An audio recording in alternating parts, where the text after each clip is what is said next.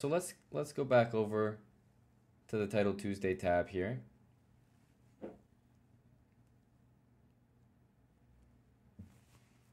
Okay. So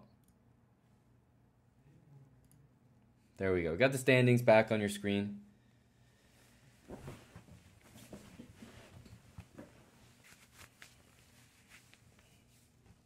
Devil shot 36. I didn't hit diamond, no.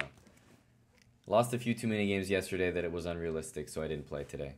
The tournament is probably going to start just after the hour here, so in about 5 or 6 minutes. There's about 170 people here. Please adjust the board, please. What do you mean? The board looks fine to me. Board looks fine to me. I just have the standings on top of it, showing you guys who's playing. Magnus, still in tournament. Naka, still here.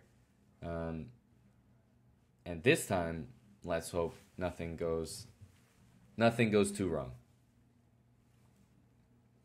Erland, yeah. I was trying to hit diamond in League of Legends before the season ended today. And I just lost a few too many games that I was even doing the math, and even if I won every game, I wouldn't be able to hit it. So I gave up on that dream, but almost.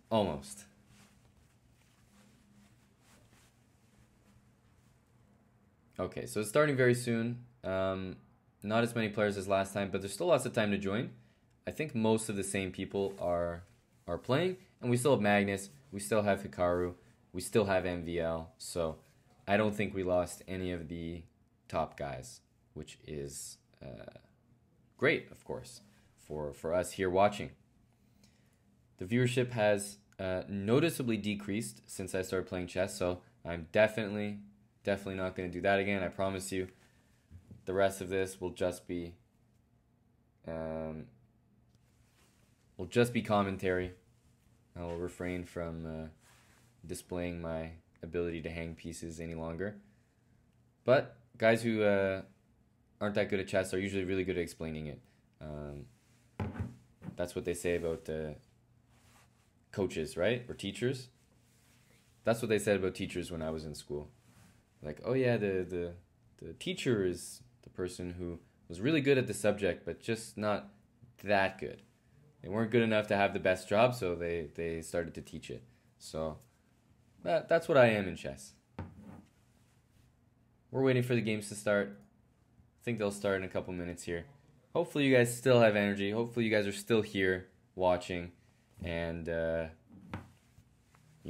still have a couple hours, 2.5 hours in you to play the tournament. Also, I know a lot of people who couldn't play the event because of commitments. Now they actually can play the event. So I think there's going to be a few people who are actually pretty happy in chat. Pretty happy. Thanks Chess.com for delaying the tournament for an hour. Now I get a chance to maybe play Magnus. So guys like Mander Monkey can definitely be satiated.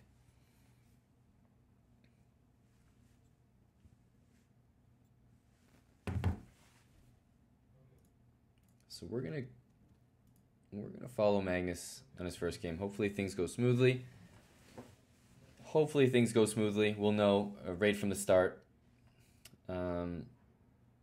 If we see e4 and we see a huge think, then you can get suspicious. But I think things will be running smoothly. How you doing, Yodelmeister? This is Magnus versus Hikaru hype. That's right. Anyone can join as long as you have a title. That's all it is. The Masterclass, Title Tuesday. That's the only requirement, I guess. The only prerequisite. Gotta have a title. Recognized by Chess.com. Notice how I include that last bit in, because a lot of people in chat are probably going to say they have their own title that they created. But it has to be recognized by Chess.com. That's the most important thing.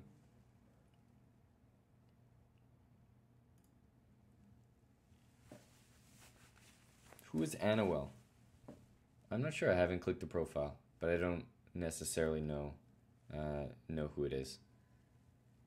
Almost all GMs in the top 10, and then we got Wonderful Time, 2772.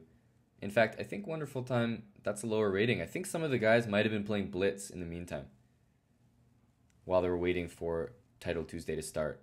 I think there were some Blitz games going on. I'd be curious to know that. Okay, I'm pretty sure the games are going to start like right now. My thing says it starts in 7 minutes, but I think that's delayed. I think that's from when you click on it and it doesn't update. I almost clicked the join button. When I see Magnus and Hikaru in the tournament, it's very tempting for me to click join, but I already promised you guys no more chess, only commentary. So starts in 1 minute. Starts in 1 minute.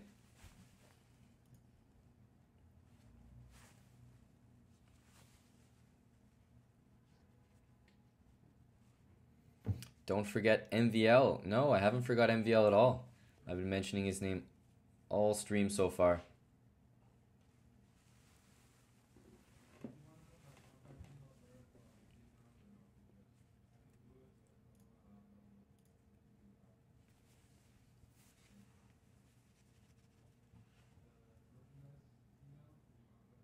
All right, I think it's just about to get started. Danny Ranch in the chat, giving the official timestamps.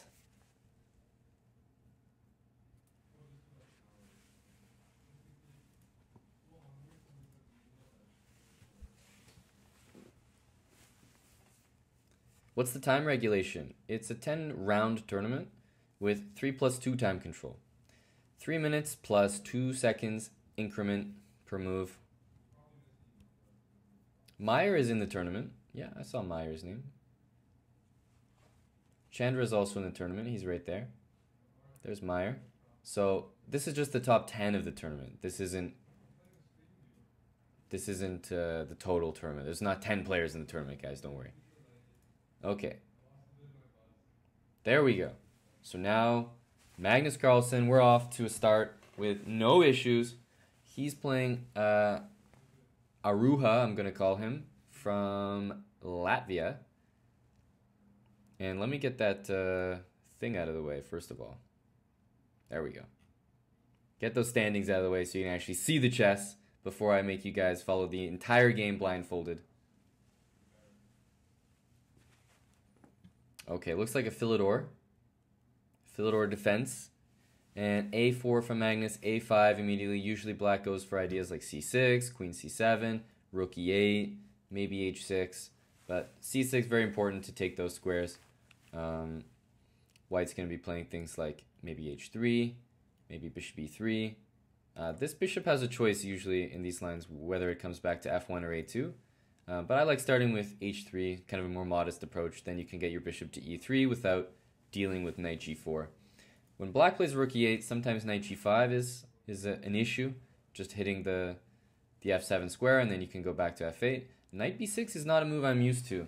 I'm betting on bishop F1 actually by Magnus here. Bishop B3 he goes for. So yeah, white decides which diagonal he prefers. Bishop F1 is more to play G3, bishop G2. Bishop B3 just kind of controls all the squares this knight might want to go to and keeps the bishop on simply just one of the best diagonals in the position. Bishop E3 takes, and we probably see knight C5 here, and we do. Knight C5 and queen F3. So if the knight takes, white I think is planning to take with the pawn and then bring the rook to D1. We're probably going to see rook D1 here. We do. And Magnus is saying, you know what? Go ahead, buddy. Take my bishop. You spent a lot of time. That knight went from there to there to there to taking on B3. Spent a lot of time just to get there. And after knight takes B3, if pawn takes, I think he's saying that the D pawn is going to be weakness. That's what he's going to be targeting. Meanwhile, that knight on B6 doesn't have any squares. And after you take, don't forget that bishop is looking at that knight on B6, and right now it's undefended. So Queen to g3 targets the d6 pawn, gets ready for things like bishop f4, attacking that square, things like knight f5. Even knight takes c6 is a potential idea with these knights starting to look a little bit loose on the diagonal. King h8. That seems extremely slow. Very, very slow. I wouldn't be surprised if there was a tactic here. Bishop f4, he's going for just simple pressure. But the question is, how do you defend that pawn? I mean, are we really playing rook d8? Because rook d8 looks like it's kind of overloading a few of these pieces. Bishop e5, knight f3, I was going to say, you don't want to take and let black take with the pawn, and then knight f3, f6, for example, and black starts to stay stolid. But you want to play knight f3 so that if he wants to play a move like f6, you take with the knight, and you actually get the dark square control by keeping this bishop. Otherwise, if black takes you, you take back, and you're threatening to play e5. Magnus sees a tactic here, and after knight takes b3, knight takes e5. If pawn takes, bishop takes, and there's a threat of mate. If f6, there's bishop d6. And don't forget, white is always planning to recapture the pawn on b3. Magnus smurfing. I don't think he's smurfing that much. He's 3,037 rated. I think that is a very high rating rather than a very low one. Don't think he's smurfing. What's he going to play here? He's got to play f6. It's the only move. f6, bishop d6, but then white's just completely winning. You just take on a f8 next. So this is, I think this is just completely lost. Okay, rook there, but you just take, and yeah. Black is down a pawn, and while it looks that like this bishop might, not bishop c3, but also bishop d6 and knight d4. Yeah, that's what it's going to be. Smurfing. If anyone knows any other games, like video games, smurfing is when you play on an account that is a lot lower than your level. But I don't think Magnus is smurfing right now. That 3,037 seems very representative of the kind of skill we're seeing from this game right here. f5, he says, go home. Bishop back to c8.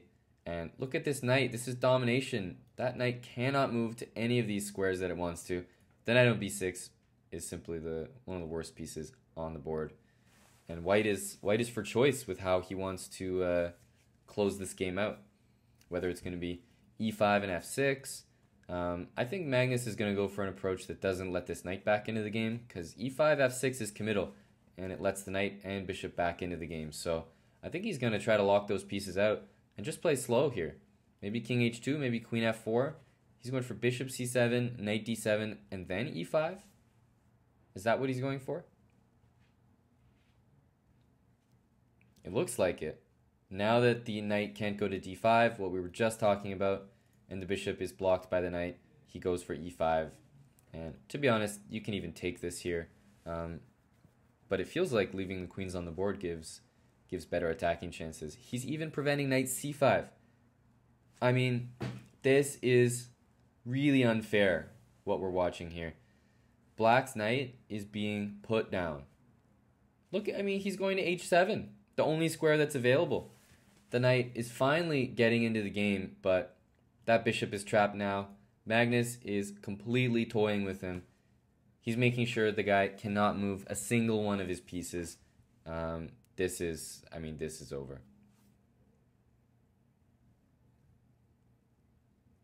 This is over. The bishop can finally move, but guys, rook d8 is on the cards. Of course, we're going to see bishop takes h3, last-ditch effort, but with that bishop covering the squares, I'm sure Magnus will be fine here. I was going to say knight h2, but even better, knight e5 seems to force an exchange here, and I think he's just up a piece. So he can take, and he always has queen g3. Yeah, and rook d8's coming next, followed by bishop e5 or queen. Up a piece, Magnus Carlsen is going to play rook d8 here. And there it is. Rook d8. And how does that feel if you're the guy from the first Titled Tuesday? You got your game with Magnus and... oops, sorry.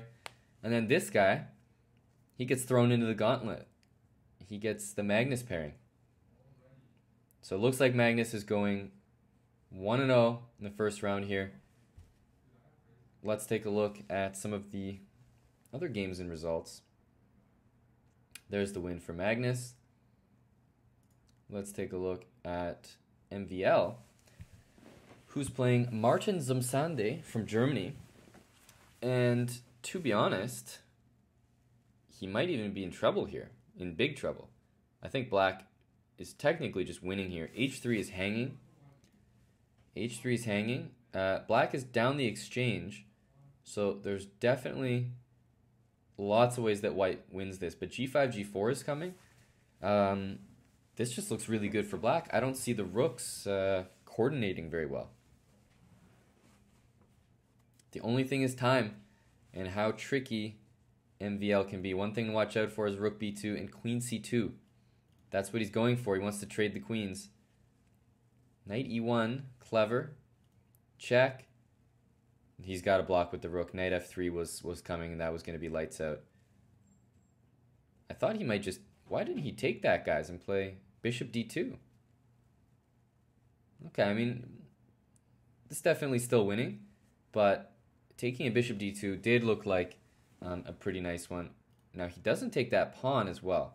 So, interesting technique by Zumsane, but MVL, guys, looks like he is going down.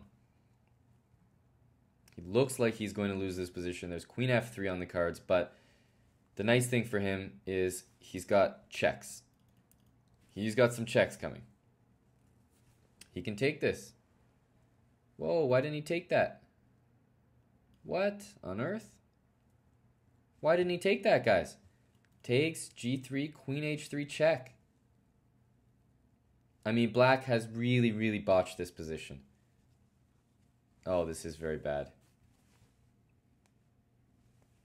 He's going for a draw now. MVL probably doesn't want to take it, but I think he has to. He's in too bad of a spot here to not take the draw. Wow. Wow. So many things to think about here. First of all, if he takes that, I think the idea was check, but there's always G6 and bishop block. Like, you're not getting into any trouble there. So I think he can just take that pawn. The other thing that might have been easier is you always got to consider, whether trading the queens just makes your life in the endgame that much easier. Black rolls his king to F5, plays G5, G4, takes this pawn. I think that's a walk in the park. So, in my opinion, huge chance missed by Black there. The German IM and MVL escapes by the skin of his teeth in round one. Already some tough pairings. Let's take a look at Wonderful Time, who's playing an angry Serb. He's playing an angry Serb, and I would not be surprised if this was winning for White, actually. I think it should be.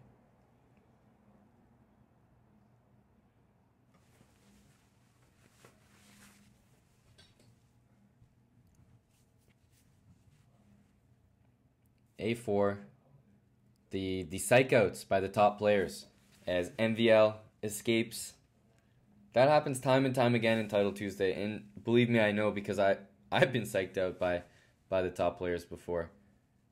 But there's something psychological there that it's really hard to put those guys away. You already feel like a draw is a good result, but man, that was a huge opportunity missed, in my opinion. So, in this one, Black is staying pretty firm here with this blockade. It's kind of interesting. I didn't think it would be that effective, but if the king goes up here, then I think he's got that check, which is the idea he wants to go over. And there you go. Now, is this something? I got excited there, but after rook f7, oh sorry, not rook f7, just king there. Again, if you move the king up, I think he always gives the check, and that's it. So how do you make progress here? This is actually interesting. How do you make progress? You want to ideally bring your king up here. So why doesn't he go here, play king g3 and king there, and then to deal with that check, just make sure your queen isn't on the h-file. That's what I'm thinking. Whoa, is Black going for the win now? Got to be a little careful there. F5 is coming. I think black got a little ahead of himself with that one. Now the king gets up to g4. King g4. Yeah, no, black got a bit ambitious in my opinion. So check. Probably check. And then, does king there win? That's the question. Does king here win? Like, I mean, how's this endgame? Looks like it. Black is just in time with that. So he's keeping the queen for now. But how do we crack this position? This is one of the last games going in the round. Magnus already won his game. We already covered that one. What's going to happen here?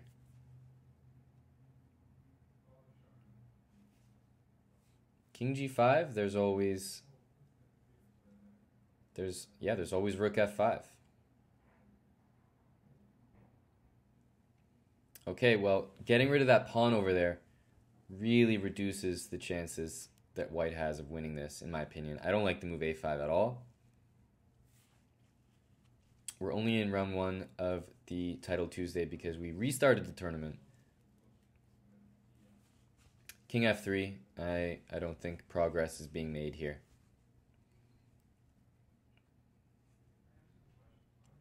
Rook f5 or bishop f5. But yeah, I don't see what white can do here anymore. Can try king d4, but where are you going really? Okay, queen h4. Now king e5. You can try it. a5. I didn't think black had to do anything. I thought his position was pretty compact, like he was kind of holding everything together. a4, well, that pawn is running. Queen e5. How do you make progress here, though? This is too solid now, in my opinion. Just a3, keep going. Yeah. No, white's going to have to go deal with that pawn, and then I think it's okay. a2 right now is a nice trap. a2, take, and then, what? Just rook takes f4, queen h2, so what's happening here? That's a blunder. He missed rook f4, queen h2, guys. There was queen h2 to win the rook. Is this position winning? Once again, we have the dilemma. What a long game. I'm sure this is the last game of the round. Is there a way to take the rook and bishop and win the king and pawn endgame? That's what I want to know. I think that's the best chance here. And king g8, he wants queen h6. That's very powerful. Very powerful. Yes, Angry Serb has declined a draw. So now if rook f5, I don't think it can be taken because black draws that king and pawn endgame. Gotta watch out for rook e8. I think that white is very close to tricking black here in this endgame. Queen e3. Wow.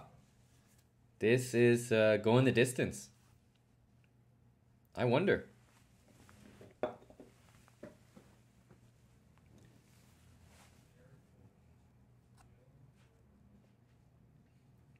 Rook f5.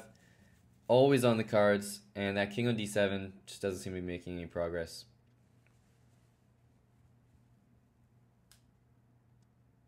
I'm trying to construct a winning idea. I don't see one.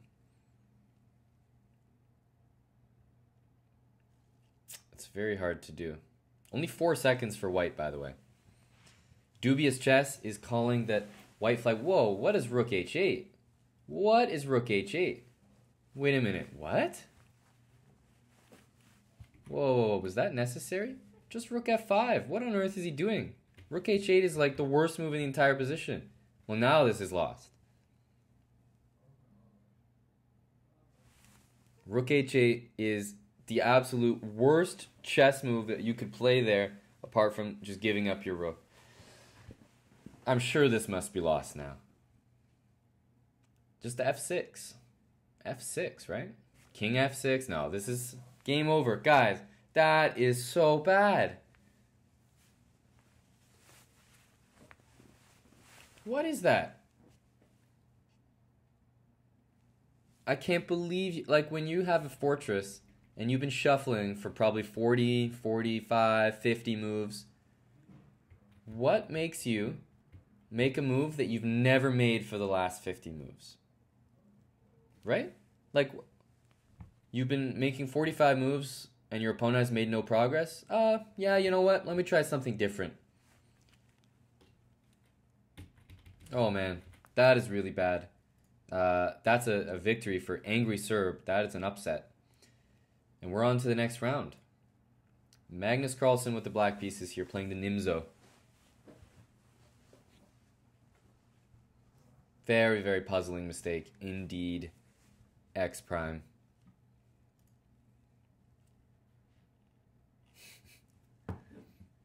I don't know. I can't explain it, but we're on to the next game. A 25-60 FM.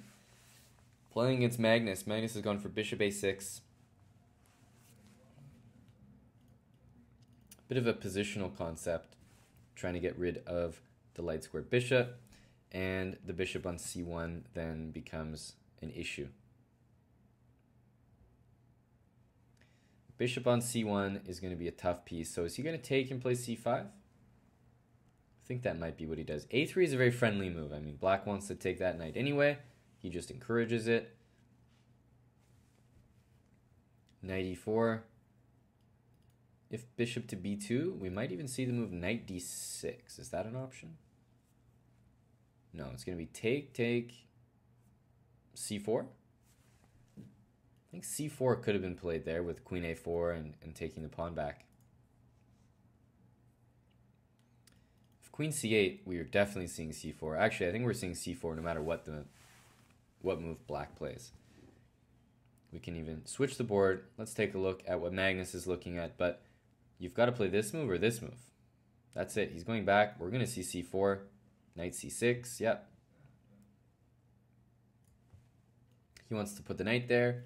Take back. Play c5. Bring the rooks. Whoa. That's not what I meant to click. Knight a5, of course. Takes, and then black wants to play c5. So it looks like a nice positional game so far for black. Trying to play on the light squares, play against the fact that white doesn't have the light squared bishop. White really needs to get f3 and e4. If he doesn't do that, I think he's in big trouble. So c5, yep, there it is. What's the tournament called? Chucky. It is the Masterclass Title Tuesday, November edition here. And we had a few technical issues earlier on, so that's why it's starting a little bit later today. c5. No, this is a problem for white.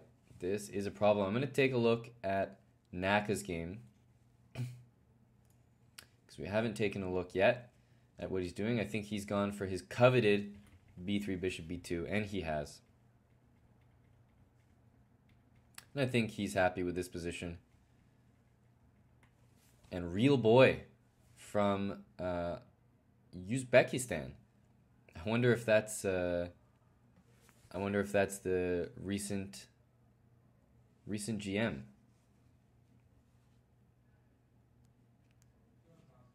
Pretty sure that guy is also from Uzbekistan.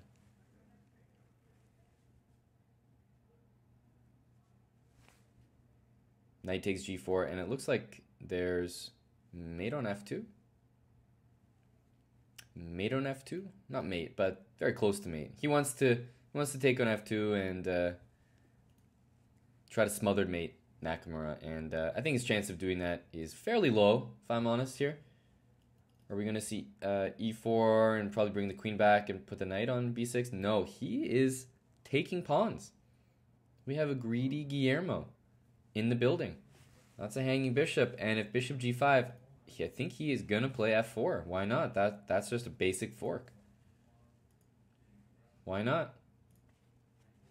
Okay, let's get back to the Magnus game. But Naka looking good there. A bit dicey. Position's a little bit dicey, but it is looking good. And Magnus is doing pretty much what we expected. c5, rook e8. You're just bringing the rooks to the center. And if white can get f3, e4, he has very good chances, but that is a hard ask at the moment.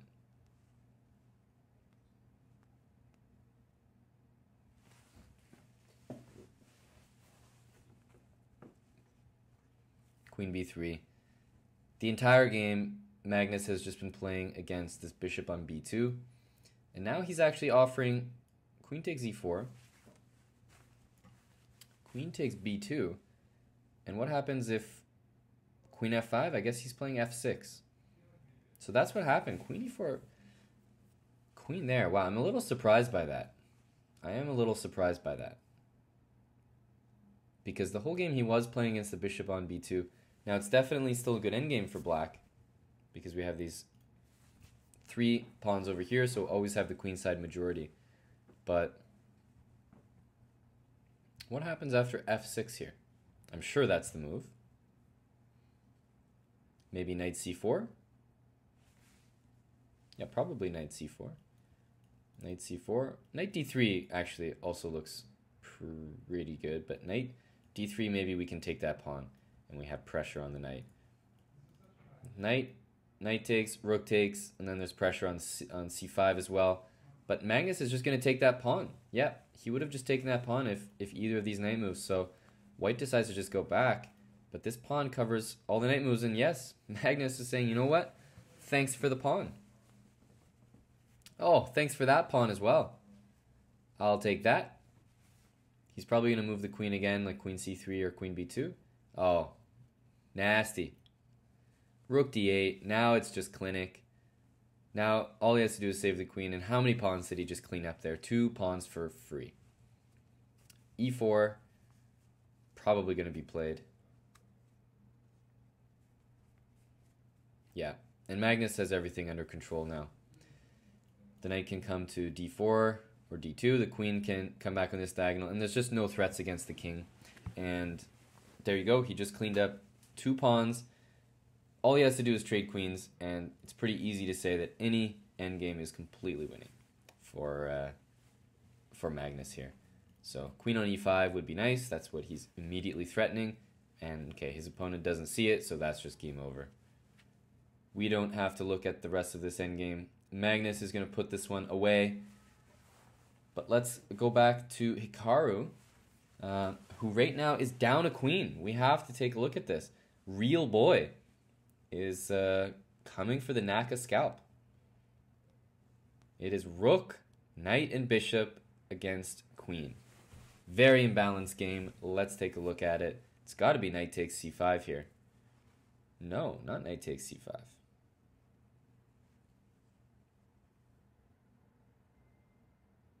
What's wrong with knight takes c5? What happens? This rook's just coming here. Real boy. He's got an imbalanced position. You can't ask for much more. Naka's king is still sort of out there. On c3, doesn't have a lot of cover. Rook f1 played. Is he going to take that? I think he almost has to. Okay, this is a very fun position. Everything in white's position is defended, though. That's the only thing. If king there, he wants to give a check again. Oh, he just missed that. Naka just hung his knight. Nakamura just hung his knight, guys. He is going to be playing with a fury now, as he needs to make this pawn count. Oh, man, that is very bad. Are we going to see these pawns push? Yes, h5. White cannot move the pawn. Nakamura just hung his knight, and real boy looks like he's going to come with a Nakamura scalp. Rook f7. He thought that black was going to play king h7. Nakamura going down in round 2.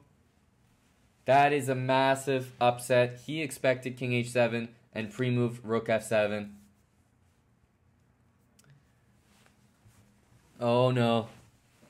That is bad news for Hikaru Nakamura. Everything is defended, and 5 seconds later, Naka hangs his knight. Yes, that's unfortunately what just happened. I don't think there was a way out of it for Nakamura, now that I'm thinking back in the position. Because it's not like he hung his knight, it's like the move knight a4 hung the knight. So technically here, knight takes a4. After check, no matter where you put the king, queen d1 picks up the knight. So that's why it wasn't like, you know, his move was just a huge blunder that blundered the knight. It was more that knight a4, he missed queen c1, and then the knight was lost anyway. So that's a big blow early for Hikaru Nakamura. Magnus is on 2 out of 2. Let's take a look at some of the other games still going. Igor Kovalenko here with the white pieces. It looks like he's holding the e-pawn. Yeah, and if you hold the e-pawn here with white, then you should be winning. Also, it helps that he's up about 20 seconds here as well.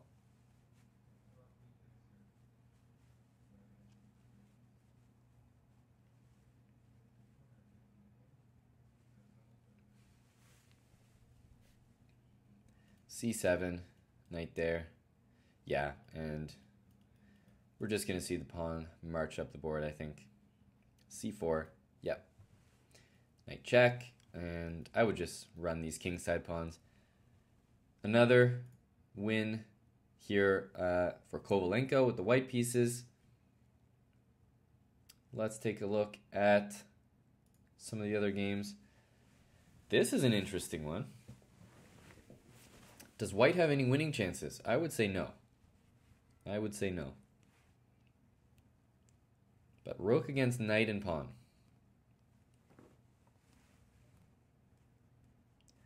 I think this one is just going to be a draw. Yeah, I don't think there's any progress to be made. If white wants to make progress, he's got to bring his king all the way around. Like king d3, king c4, king d5. Oh! Oh, man. Oh, guys, I can't look at that one. That is tough to look at. A full rook hang by Alexander Fier from Brazil. A very, very accomplished GM in Blitz. Oof. That's just lights out. Game over. I was just saying that if white wants to do anything, yes, it's bringing the king around. But you don't do it when the knight's not pinned. Knight c5 with a minute and 20 on the clock. Oh, man. Look at the blunders that we are seeing. Look at the blunders, guys. That is another very big result. Oh, we're almost seeing rook and bishop against rook, but there's a pawn on the board. So I think Lonesome George here should be able to take the win. Just march that pawn up the board. Rook can go over on a2.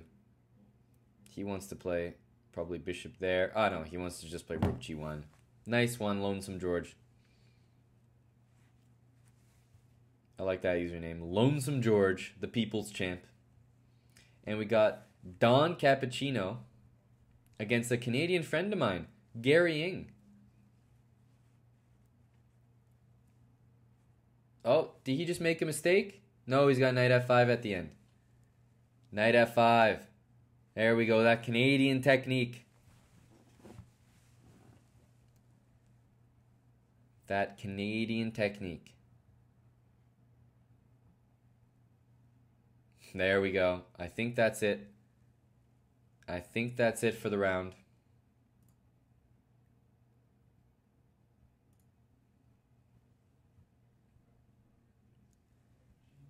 All right, it's round 3 out of 10 now. We got... Wait, where's Magnus? Doesn't Magnus have 2 out of 2?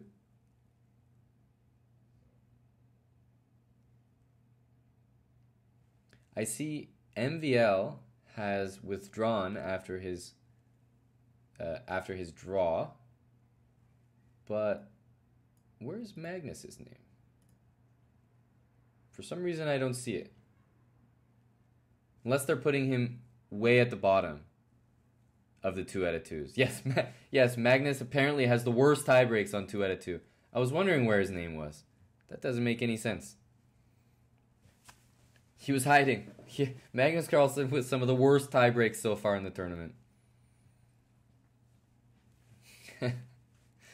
He's 3,039, and he's got the white pieces against Rexel. Another FIDE master.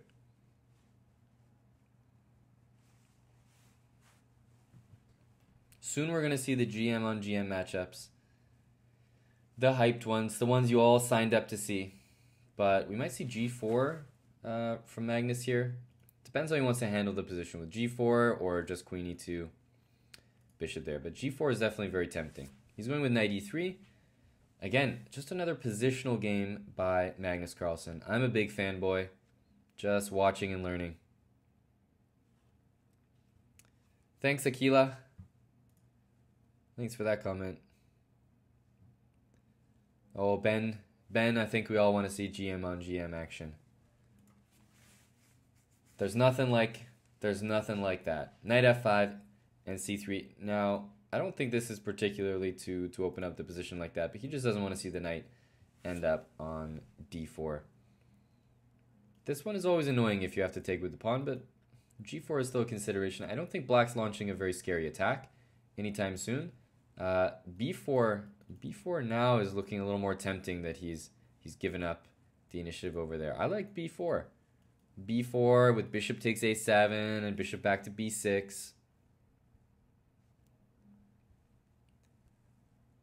I would like to do that. Ooh, knight H6.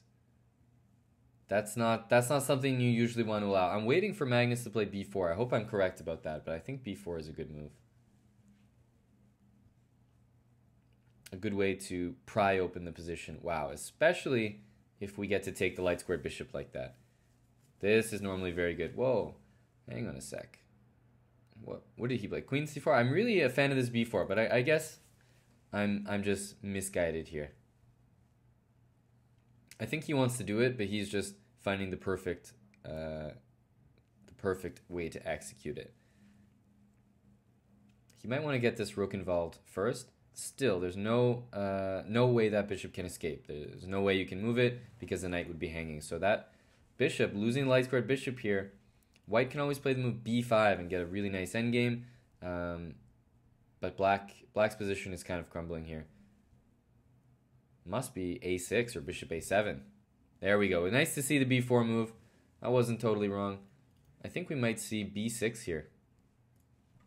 I just can't think of a nicer move. B5 obviously loses 2 pawns. Taking looks suicidal. Letting white take on B7 looks crazy, so... I mean, yeah, it's got to be. It's got to be B6 here. Whoa. That's not a move. Yeah, B6 was played. Queen takes. We're going to see Queen C7 here, I think. And white's attacking the knight. Meanwhile, if Queen D7, Queen to A8 forces bishop there. And then after pawn takes, there's just rooks coming to C1 everywhere. I think he's going to snap this knight off pretty quickly. Yeah, I would do that.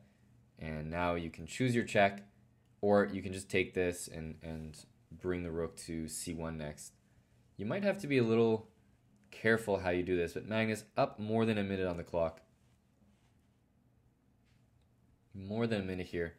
What's going to happen? Queen E6 doesn't look good enough. He's going to start with rook C1. And what now? Queen B3? Yep. Black wants to try to leave this bishop on C5, I think, and prevent white from playing D4 and just say that he's solid with the bishop on C5. Meanwhile, white might try to bring the knight to F5. Is it going to be bishop C5? Yes, it is. Doubling. King over. It's tempting to take this twice because of mate, but I'm not sure if it really works after Queen D7 at the end. Magnus thinks it does. Queen d7. And then what?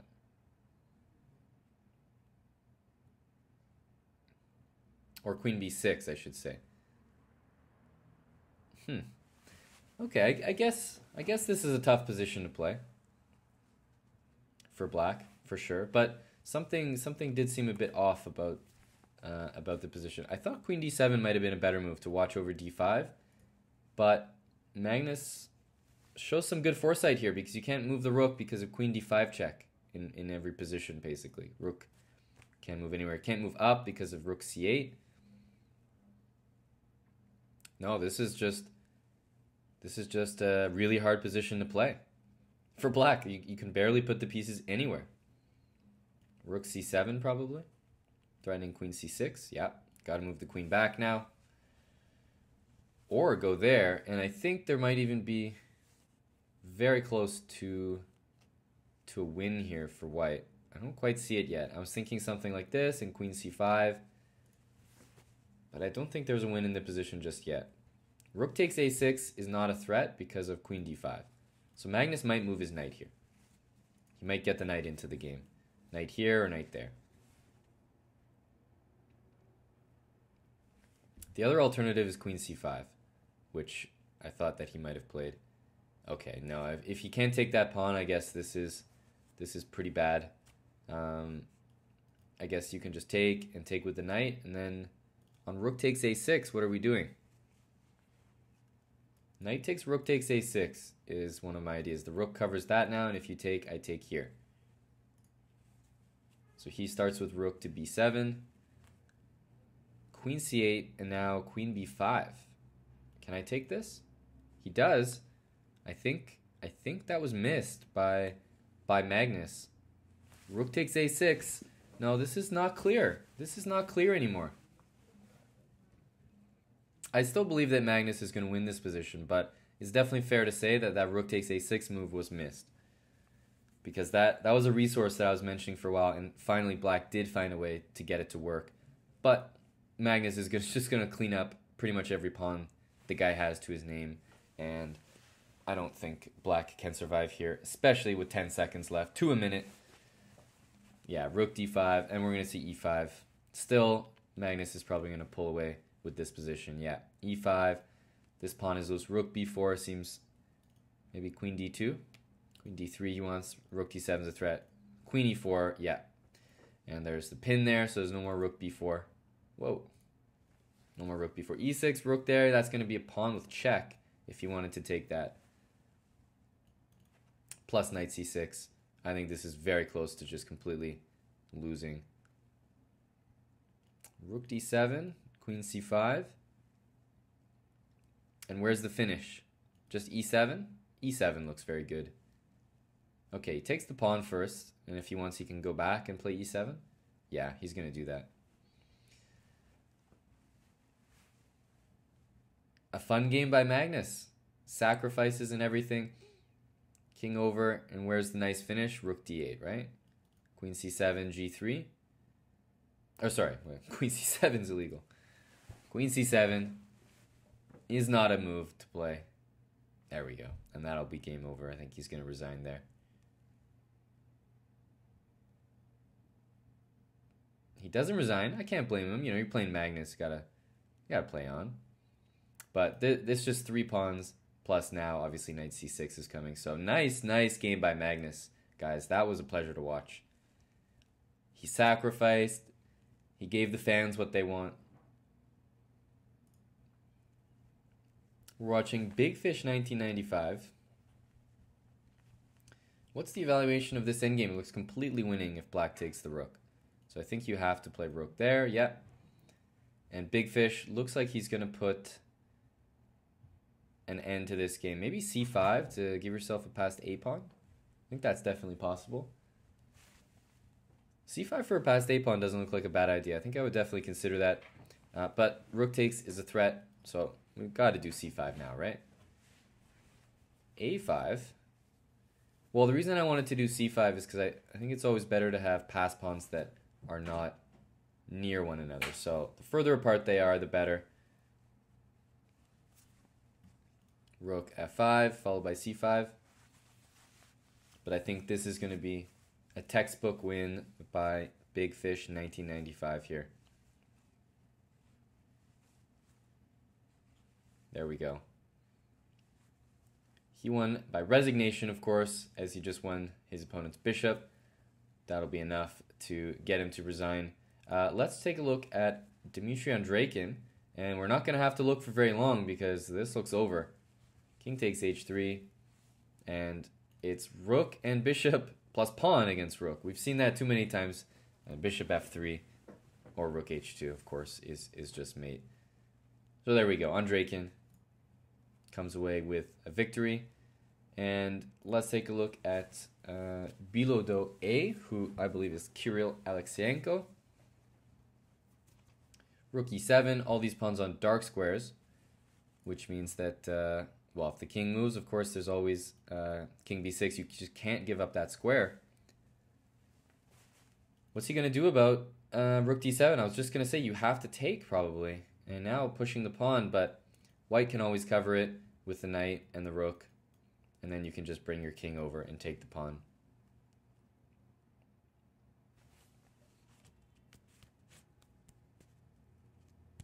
Rook f7, I think actually, what I was expecting was he would bring the rook back like that. So I think he's going to play rook c2 here.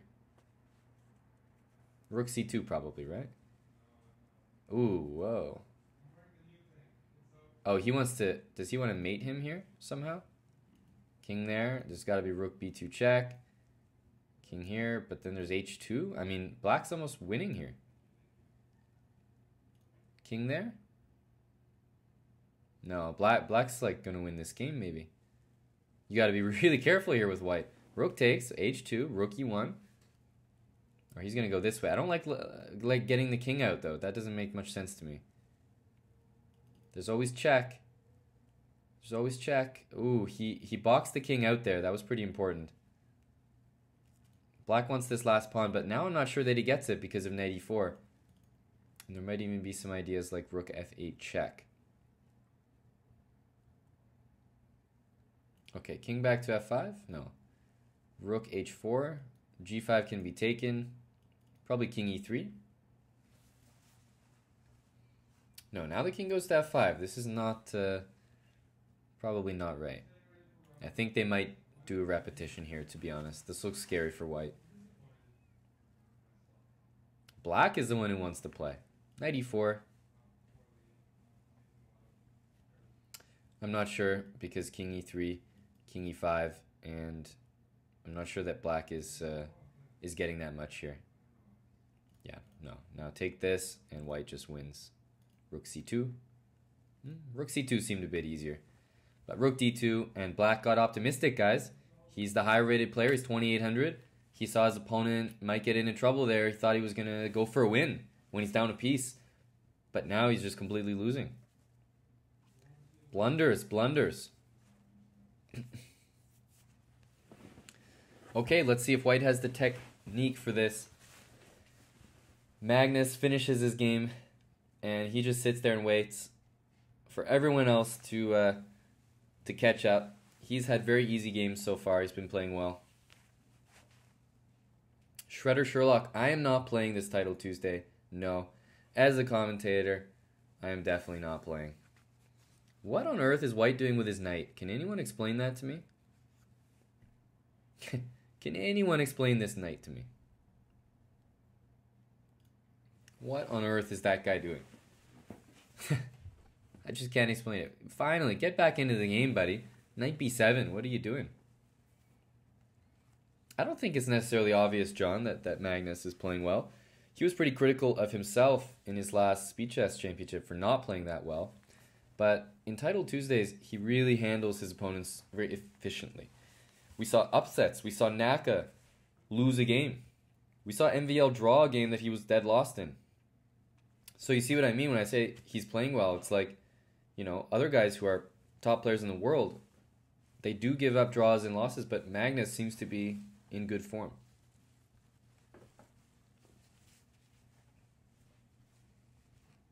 This should be over. Rook f6 is a nice move, maybe. Or maybe it's not a nice move because rook a6. Then you play king h4, and you want to play g4, g5. I think that's how you do it here. Yeah. Well, king h4. I would put the king on h4.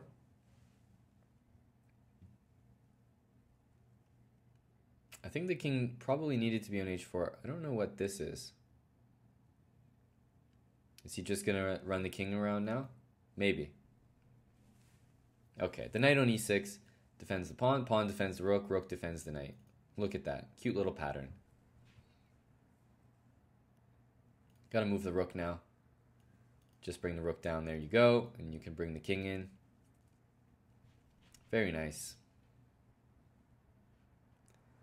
King to f6 next, and you'll be able to check the black king away with the rook and the knight somehow.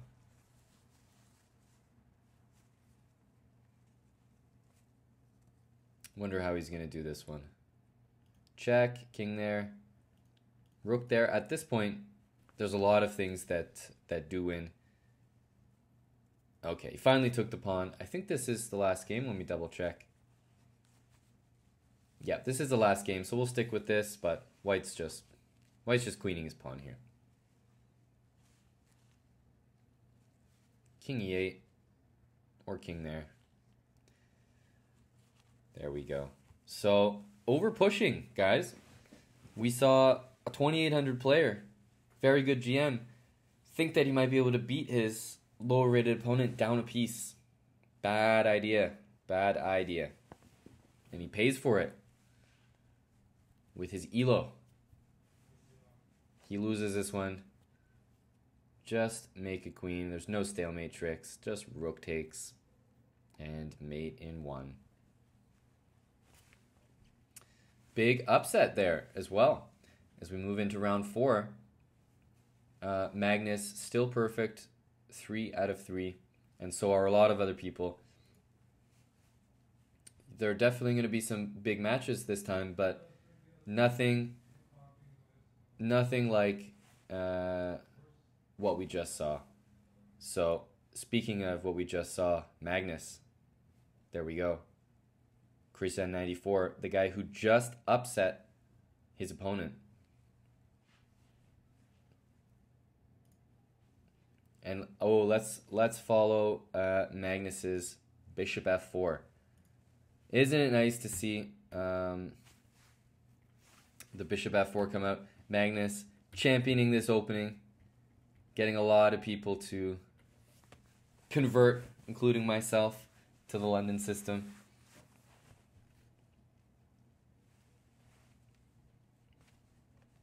G4, bishop e6, knight g5. So knight d7, I'm a bit unsure about it. It's got to be bishop e4 here. I think it's the only move.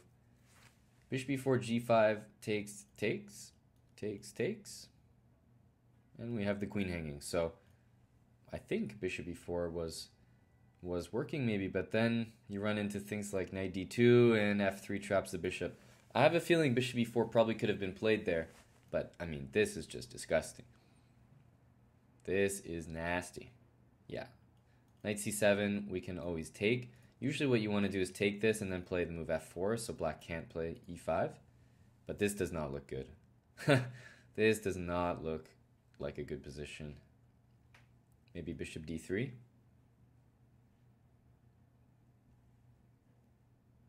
You don't want to take on c7 and take on e6 because g5 happens, but instead he plays f4. He wants to just trap the bishop, running that f-pawn up the board.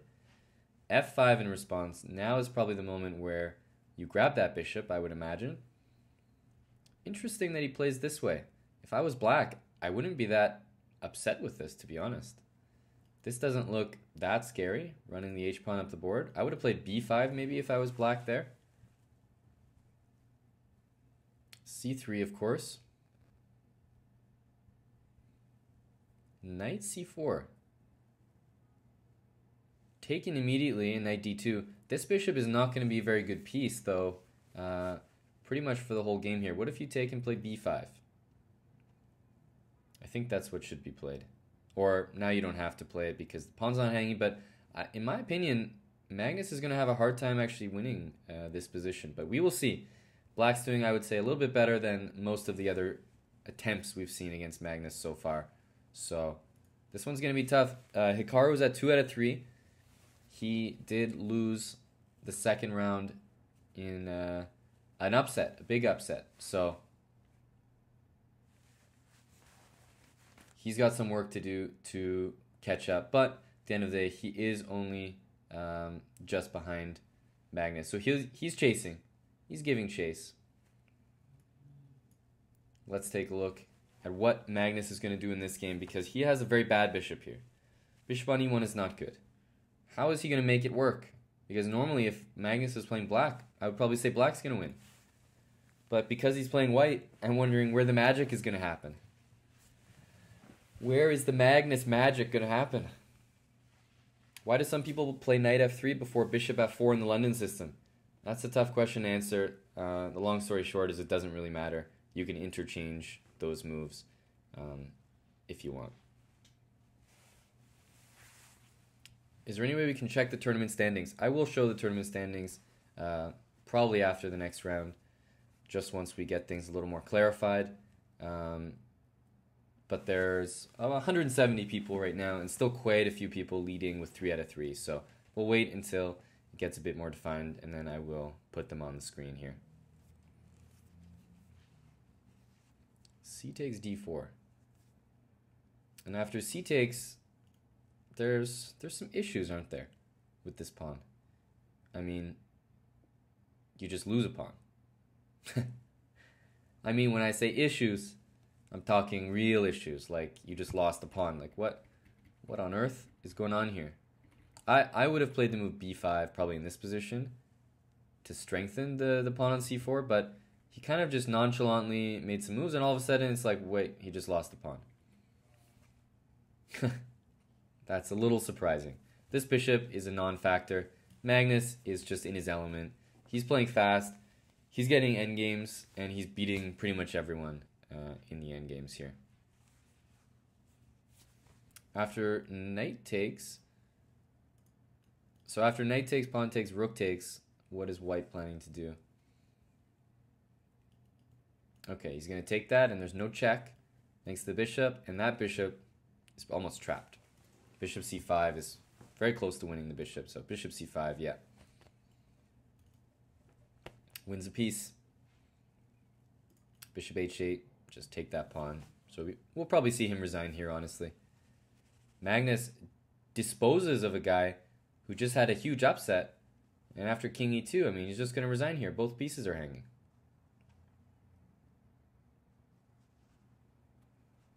Wow. Look at that. He really makes it look easy sometimes. Rook a7. He's going to take that pawn. He could give a check on e7. Yeah. He's going to do that just so there isn't any rook h2. But I don't know why black's playing on right here. I definitely wouldn't. Doesn't feel right. Not against the world champion. You're down a piece. Let's take a look at Hikaru, and whoa, this one looks fun. Okay, so this was the opening. And it already got really exciting early on. Just playing through quickly. Bishop c4. I mean, look at this position. And Naka is going for the kill here. He's going to take back. And what happens down here? If there's either a mate or black is totally fine. It's got to be queen f7. It's the only move. a4 is on the cards. Is king b1 the move? Rook there. Does that work? King takes and rook g1. Yes. Nice one from Nakamura. Very, very nice combination there. Ooh, that needs a replay. We only just arrived, but the fireworks were just starting. Rook e1, queen f7, and rook g8. Of course, if black doesn't play queen f7, there's mate on g7, so I think that's just a very nice combination. Nice stuff, well calculated from Nakamura. He moves to 3 out of 4. Okay, let's bring up the game between two GMs Conrad Holt playing black here. Dretch and Verdinate, who is Grandmaster Gawain Jones. And this just looks like the pawns are rolling. I mean, white has the 2 bishops, but something like that really doesn't make an effect in a position like this. There's only 8 seconds left for white here. Yeah, and you just see the pawn rolling. There's knight a4. Yeah, there's nothing here. Knight a4 and rook c1. This bishop is not playing. Rook c1. Yeah, that's it. That's definitely an upset. Big upset based on ratings. As Gawain Jones goes down to Conrad Holt. So definitely a tournament full of upsets so far. And probably in the next 2 rounds, we are really going to see the big marquee matchups take place. Let's look at the top game in progress. And let's stop looking at the top game in progress. Because already we saw Big Fish 1995 take the victory with the black pieces over Incognito Knight. So what's the game to follow here? Every game I've clicked on has ended as soon as I've clicked it. How about we take a look at... Oh, what am I, a magician or something? I click a game and it ends? I was going to say, let's take a look at Bobby Hess against Naroditsky, but Naroditsky just closed it out. Okay, well, why don't you guys pick a game that you want me to end, and I'll click on it, and we'll know a result. How about... How about Georg Meyer? Let's find out his result. Click his game. Oh, that's odd. That's odd. The game didn't end. It should end when I click it. Huh. Well, actually, the position is completely resignable for white, so Rodney Trotter is just not very cooperative here. Because I think that white can resign this position and not feel too embarrassed. Rook takes e3, very nice move. And bishop b6, game over. Georg Meyer, very nice conversion there. Okay, there we go. So that pretty much solved it. King a6. Ooh, this is some deep stuff.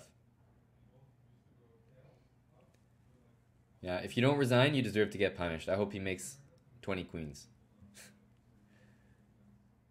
All right, he's going to give him mate. Yeah, no need to waste time here. That game is over.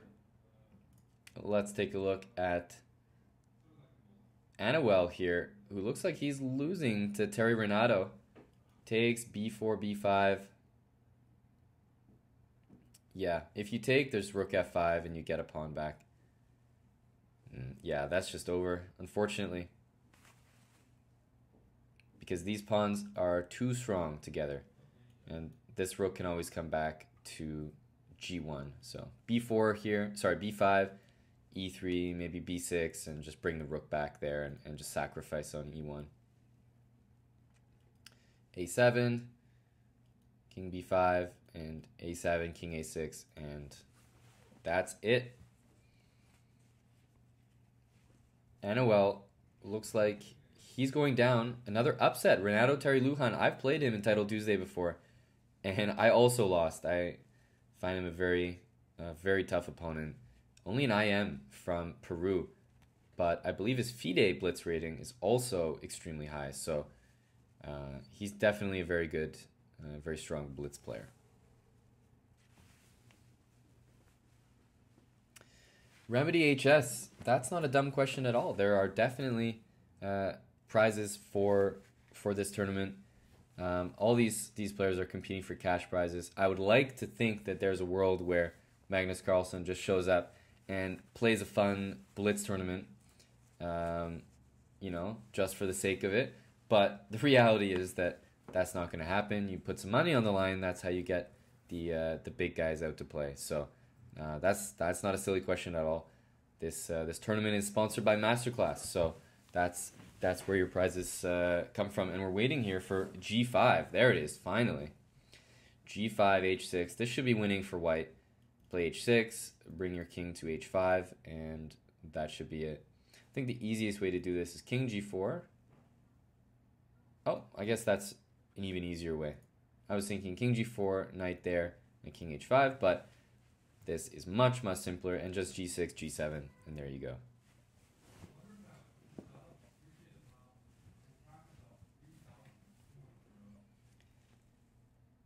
Yeah, dubious chess. I agree. You know, it's not like first place in this tournament is going to make or break Magnus's taxes at the end of the year, but having a bit of money on the line does get everyone a little competitive and definitely brings out the best in people. It always feels nice to see that you're competing for something. So, I mean, it brings out the best players in the world. So, clearly something being done right. Next round, round 5, I'm just going to bring up the standings so that everyone can see them, as it is starting to get clarified. We have only 8 people with 4 out of 4, and of course Magnus Carlsen there is one of them. And Obi-Wan Kenobi, ironically, the guy who was paired against Magnus in round 1 of the last Title Tuesday earlier today that got cancelled, there he is, 4 out of 4, so we might see a rematch. Chasing is Hikaru Nakamura at 3 points. We see at the bottom of your screen there Vladimirovich, aka Dmitry Andreikin, 3.5 out of 4. And number 1 in the tournament right now is Blitzstream. Blitzstream saying hello with 4 out of 4. Let's go into the games. I wonder who is playing who. Magnus Carlsen playing Manuel Petrosian. There we go. And this is a pretty topical line right now. Very, very topical.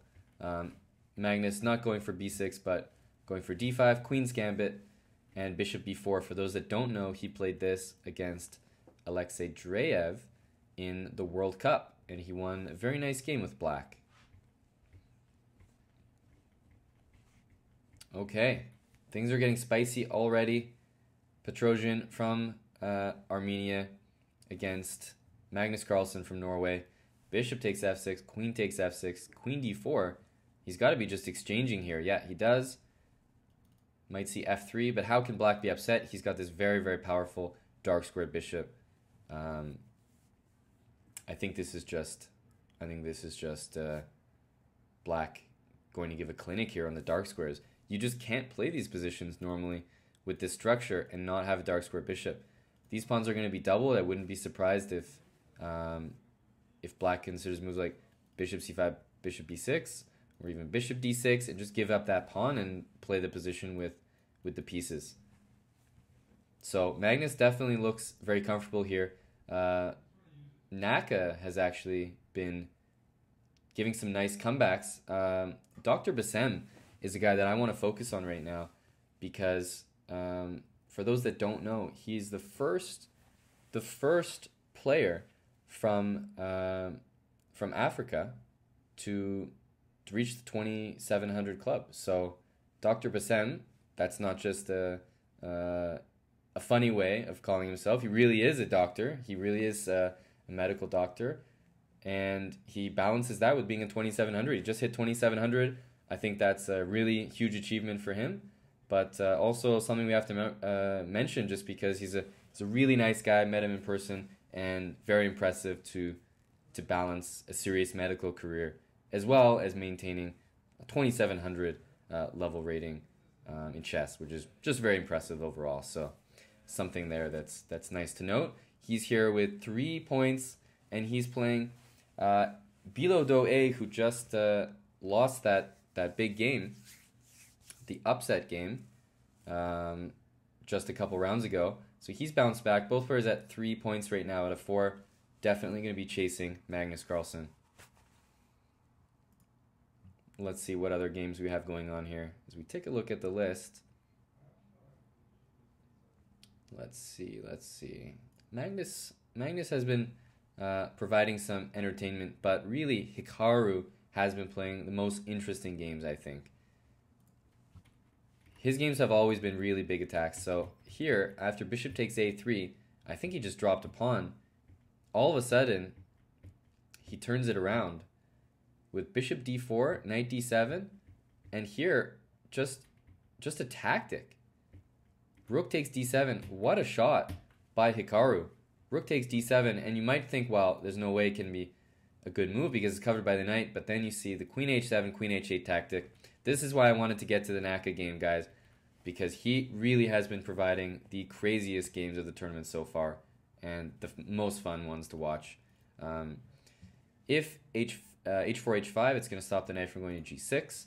Rook a2, though, is a threat right now. White wants to meet that with bishop d3. And notice how Naka just rerouted his bishop to cover the f2 pawn, so he's not going to have any trouble here.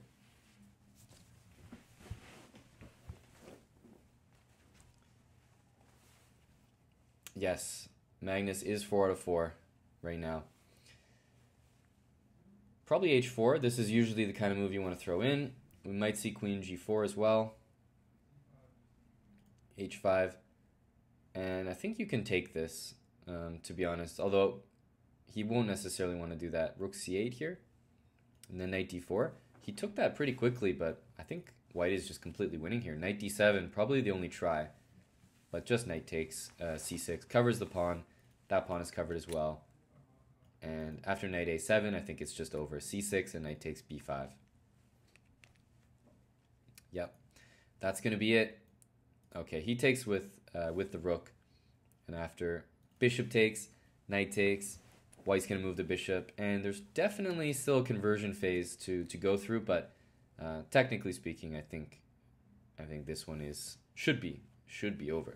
Let's just examine this line, which is what he's calculating right now. Something like this. And then if the pawn pushes more, I imagine we could do something like this, and then knight c4, or knight a4 is what he's looking at with the knight coming here. But the knight can always cover on d2, and meanwhile the king should be able to walk in. So, oh, surprising, he doesn't go for it. Bishop c6. That's just a nicer move, but I don't think bishop c5 was anything wrong, but that's what a strong player does. He'll see a position like this, and he knows what his opponent wants. He wants to take, make your life hard, push that pawn, but he doesn't even consider that at first. He thinks, well, wait a minute, I have this to lean back on, in the worst case, but let me see if I can find a better move that doesn't even give my opponent counterplay. He finds bishop c6, and to be honest, that kind of makes his life a lot easier. Bishop c6, and you just win a piece. So, nice game by Naka. He lost early on, a tough game, but he's bounced back. He's bounced back. And let's take a look at Magnus here, who is trying to win an endgame. And this is the position. He has the bishop against the knight, and he has the pawns pushing on the other side of the board. After knight takes, ooh, that's a nice shot. I think he simplifies that to a draw. Yeah, I think this one is going to be a draw here. Rook f5. He's going to play rook there and then king there. He's going to try to win, but I don't think he can. He's being tricky, though. He's being tricky. Yeah, king g4. We're going to see king there. Oh, I thought we would see king c4. I don't think these rook checks are very good, but it doesn't really matter. At the end of the day, this is the most drawn position. I will be very surprised if Magnus can win this position. That should never be happening. b4. Yeah, both players are probably going to just sack their rooks for the pawn, and that will be it. But Magnus is going to play it out. Yep, I remember one player getting 9 out of 9. I think I was commentating for that one. Alexander Bortnik did get 9 out of 9. That was one of the best performances I've seen in Untitled Tuesday history. So, there we go. They're going to sacrifice the rooks and make a draw. So, Magnus finally held to a draw in a nice game by Petrosian. I think he found that knight e4 check move at the end, which really saved him there. That was the important move.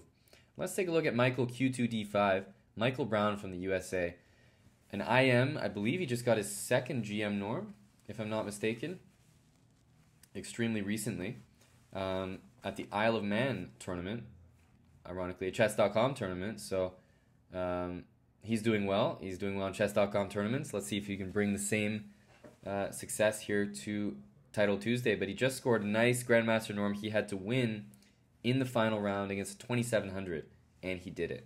So that always impresses me.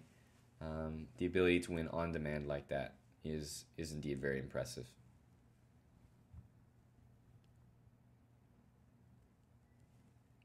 Okay, they're both going to get queens, but there's a little trick that if you get a queen, I'll give you a check, and then I take your rook. I give you a check and take your rook. So, are you taking on e7? If you take on e7 and then make a queen, I mean, I can just take the pawn, and there's no way that... Yeah, that's actually pretty tricky here. Yeah, if you make a queen now, queen takes a6, you shouldn't be losing this with white.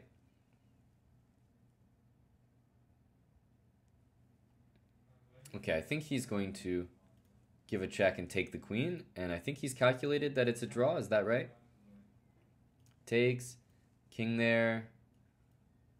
I think he's calculated this correctly. Yeah, this is just going to be a draw. There it is. Knight takes pawn, and a draw against Dmitry Andreikin.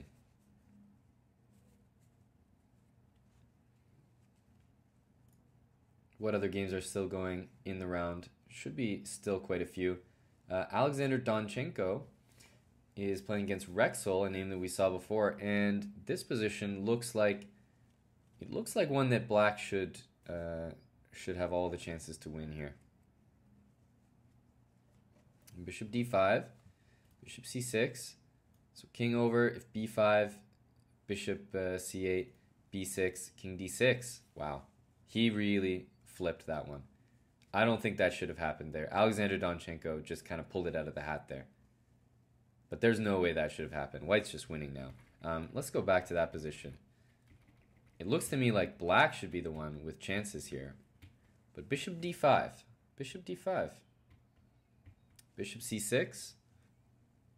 And I think what all you had to do here was bring the bishop, let's say, to d3, b5, king here, b6, king there, b7, king there, and then you can go pick off the pawn. So, I mean, that's just a big, big misplay by Black. Now it's just over. And there it is. White wins, but a big choke by Black there. That endgame with the pawns on the dark squares, normally only Black should be able to win those positions. So he definitely misplayed that one. Gawain Jones executing or being... No, he is playing Black here. He's actually losing the queen against rook endgame. Ooh, misplay there by White, who kind of messed up the technique by the looks of it. And can Black actually draw this one?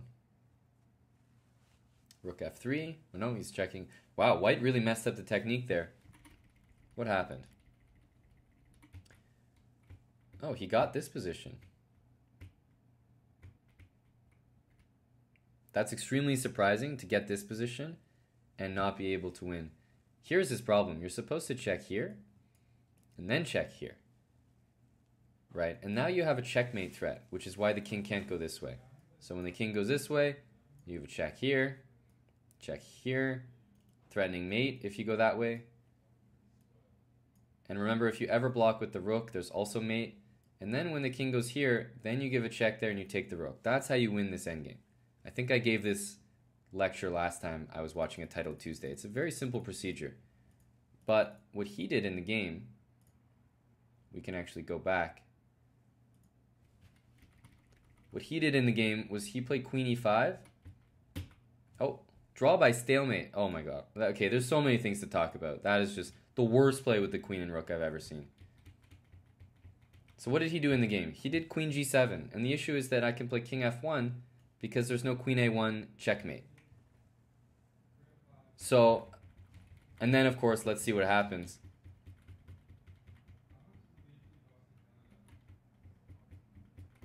No, this is king h3, and he actually misses it. He plays rook h2.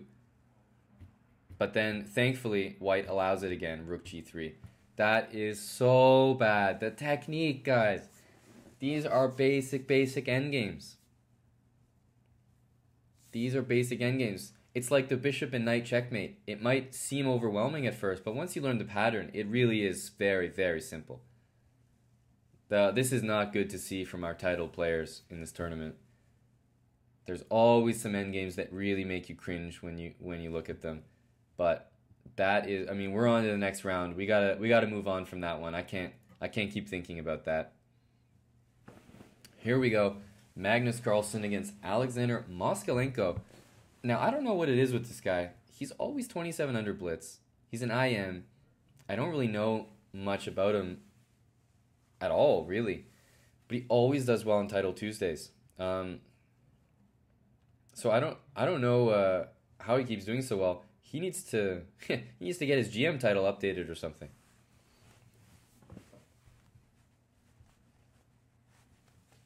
A title player. I mean, that's what Title Tuesday is for. It's a collection of apparently the strongest titled players, and then what we always see is basic endgames that they just fail on the spot all the time, and I failed them as well. So it's the pressure of the time control, the tournament, everything. It's just hard to handle. We forget our basic things. But the only thing that I've never made a mistake on is something like that where I do know how to do it. If I know the technique in an endgame, that's something I just won't forget. But missing basic tactics, no, there I'm a specialist. But I'm happy to say I've never really messed up an endgame technique where it really is technically winning. Oof. 95 takes. We're going to see Queen H5 and take that. But is Black really unhappy with that? Oh, hang on a sec. I didn't realize the bishop was hanging. What was Black doing there then? Knight to A4 was played. I thought this was just a basic tactic to pick up the piece, but of course the bishop's hanging. You're going to take that, and Magnus is going on the offensive here with maybe bishop b2, rook c1, maybe bring the rook up to the third rank. Yeah, something like this looks really dangerous, but he's going for f6 and e5. Magnus not going to allow that. You're definitely not going to see him exchange the queens here. He's keeping the queens on the board. I think White's White's down a pawn here. White is down a pawn, but all of his pieces seem to be very nicely placed here. Queen there. Now, what's the idea with that? After rook e1, rook e8, he's going for the rook lift. Is it knight f5 that he's going to play? This is the concern, is what do you do about this bishop? It's a very, very bad piece. Magnus going for the pawn sack, going for the compensation. Nice to see him playing so loose. He's feeling good. Queen f2, stopping knight h4. a5 allows the bishop to go to a6, but I don't think it has time to go there. Meanwhile, White's planning moves like g4, king h2, and maybe f5. g4, f5 coming soon to a theater near you.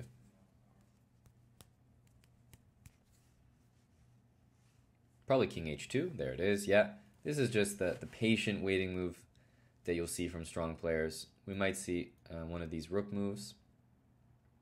g4 can also be considered, but I think his pressure is going to be on the e6 pawn and playing something like g4 and f5 in the very near future. Bishop a6 here, is that an option? It looks like rook e6 is possible.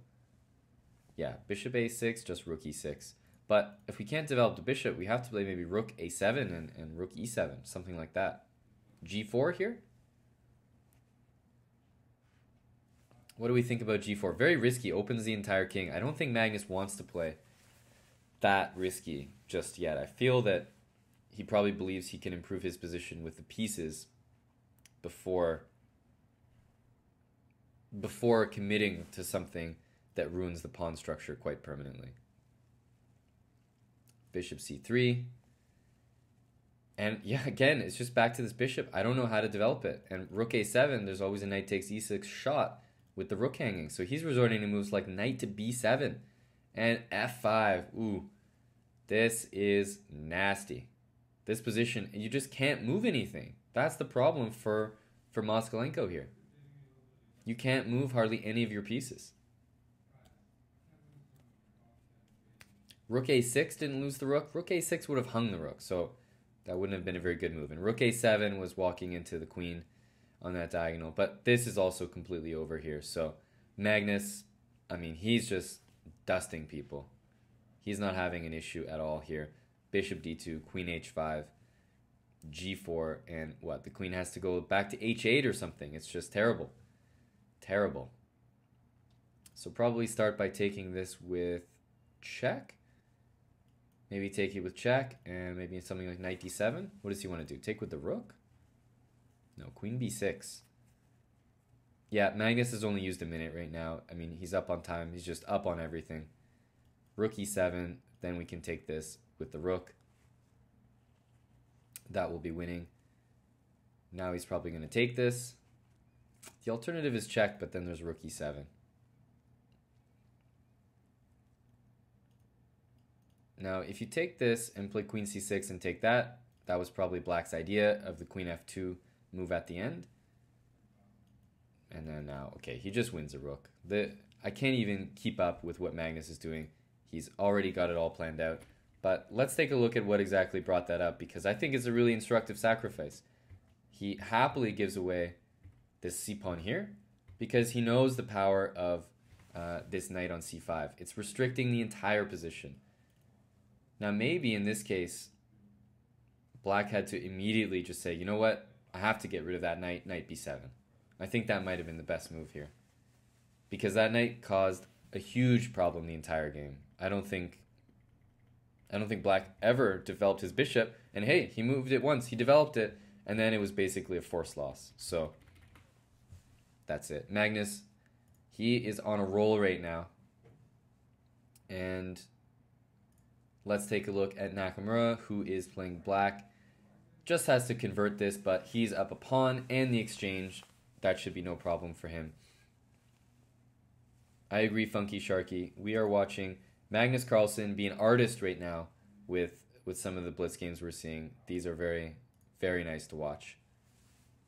Okay, well, let's leave Naka to take care of his business here. Technique will be needed. Let's take a look at Akshat Chandra, who started the day with a much higher Blitz rating. I think he was very close to 2,800 if I recall. Are we going to see f4 check? That's usually the response. When you see a move like h4, a common idea is to do this, to get the pawn over there to the h-file and sort of isolate these pawns here. The other idea, of course, is just simply playing h6. So I wonder which one we'll see. f4, there it is. Very nice. Take this pawn. Very common idea. You distract the king, and actually, how do you stop this now? It has to be knight there. Or knight to f3. Actually, knight f3 could have been played as well. Black can advance this pawn, but I think white's going to run out of moves here.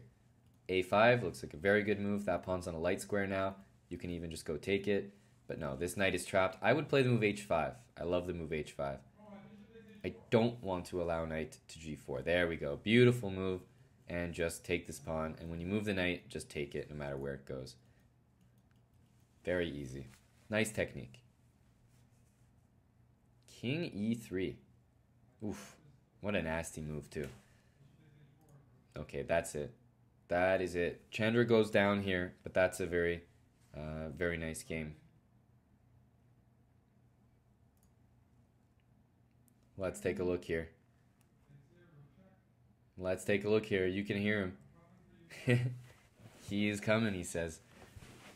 I can hear the incoherent yelling exactly, McLoping.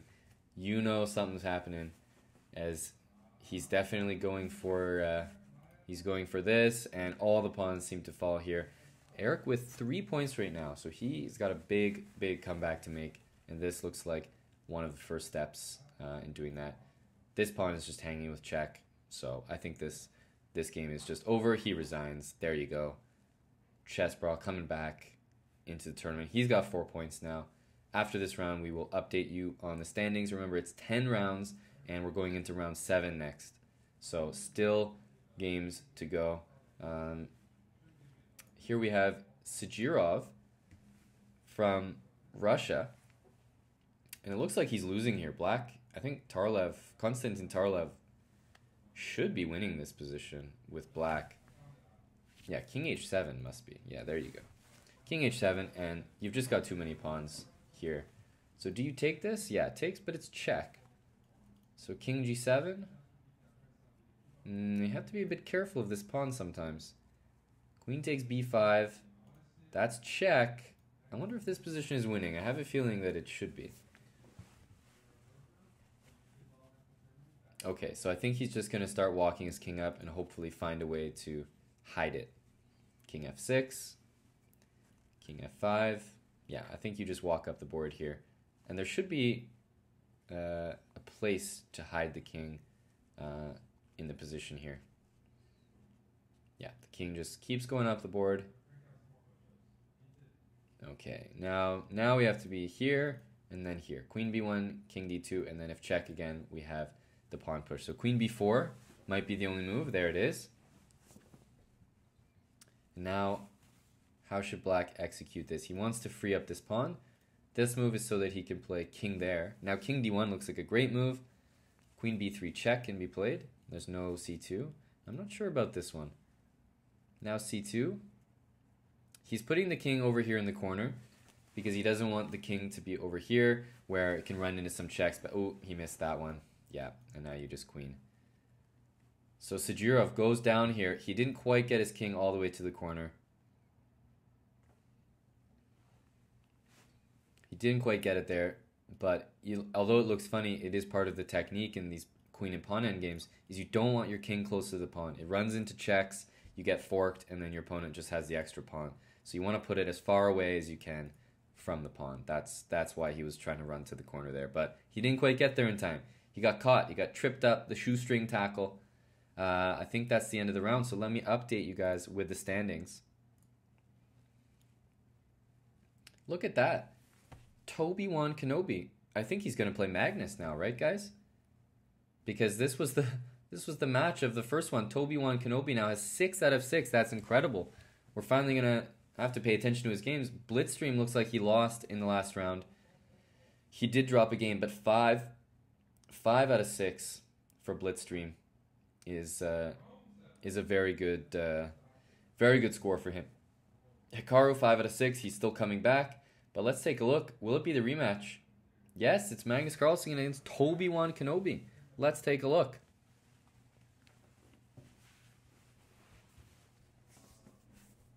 There we go. Obi-Wan Kenobi.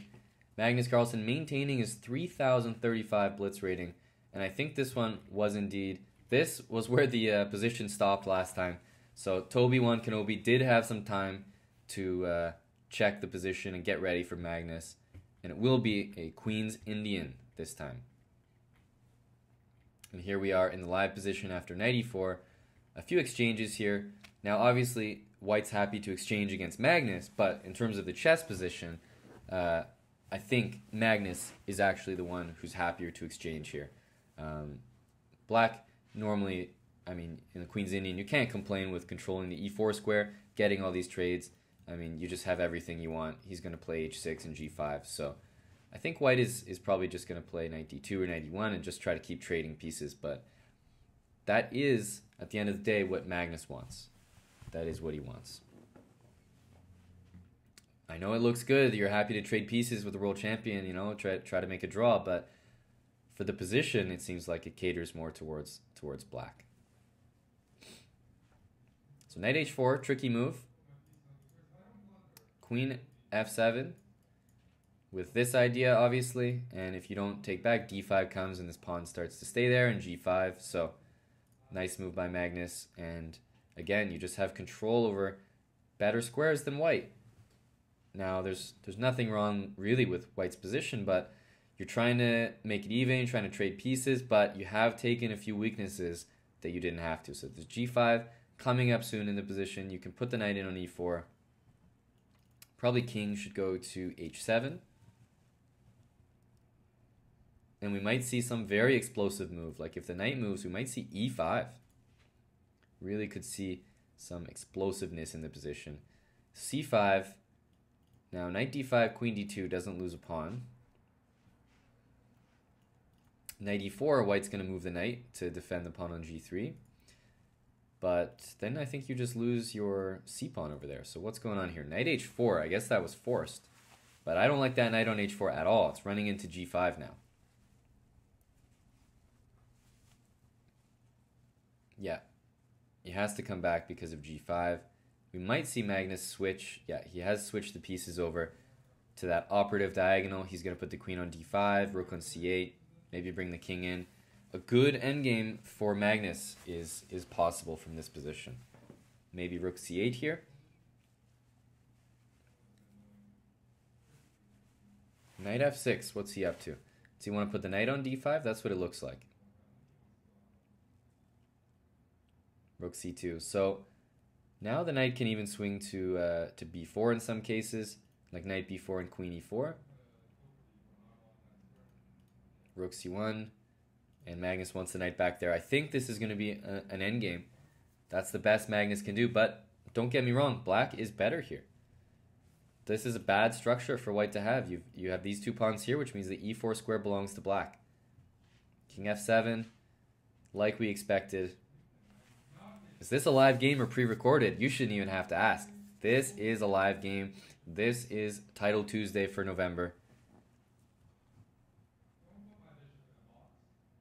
King g1, and what's going to happen? Rook takes c2. After rook takes c2, we might just see rook c8. Yeah, simple as that. And if queen c1, I'm assuming he's very comfortable with taking and playing knight d5 and playing that endgame.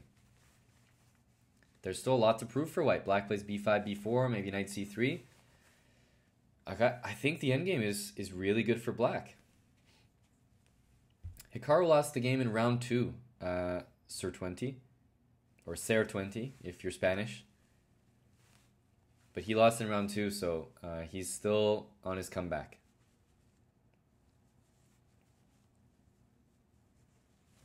Queen d2, probably b4. There's ideas like queen c3, bringing the knight in. Black has a very, very nice endgame position here. This pawn on d6 is the operative pawn in the position. If that pawn's on d5, of course, we lose all the squares that we have covered. But now, knight d3 just doesn't do anything.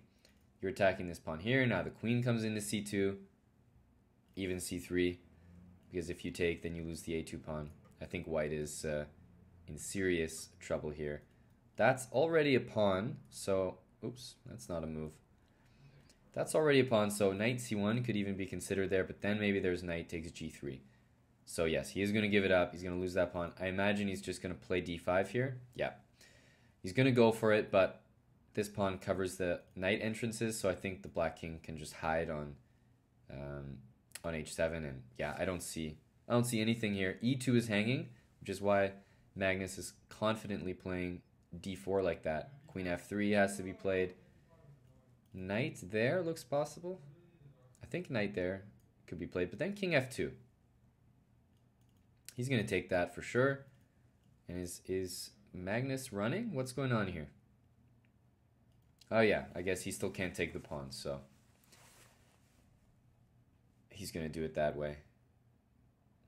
Yeah, this works. The knight can't really enter the position, and this pawn is being attacked. So can we defend the pawn with a move like king f3? That would be my first question. But then probably queen d2 and queen e3. So it's going to be knight f2. And after queen takes, there's obviously this check and leads to mate in 1.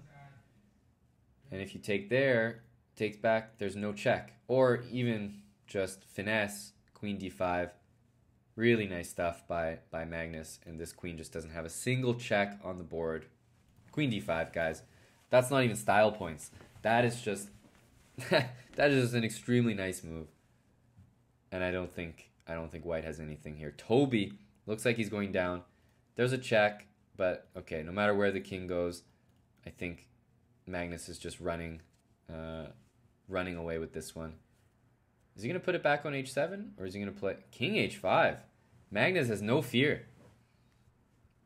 I mean, if you calculate, of course, there's nothing wrong with it. But man, it looks scary putting your king there. Oh. Magnus played queen e3 because he has an extra pawn over there. So that was a good way of simplifying the position. But king h5, look at that. Magnus is just in cruise control. Like... He doesn't feel like he's in any danger in any of these positions. He's getting the positions he wants, the endgames he wants. He's grinding. And he doesn't feel like at any point there's worry about an upset. And that's a very nice position to be in as the top seed. He's just sort of taking care of business in a nice way. We want to see things like Naka Carlsen And we're going to need Naka to keep pace with him. Naka has to keep winning if we want to see that matchup. And that could just literally decide first place when we see that.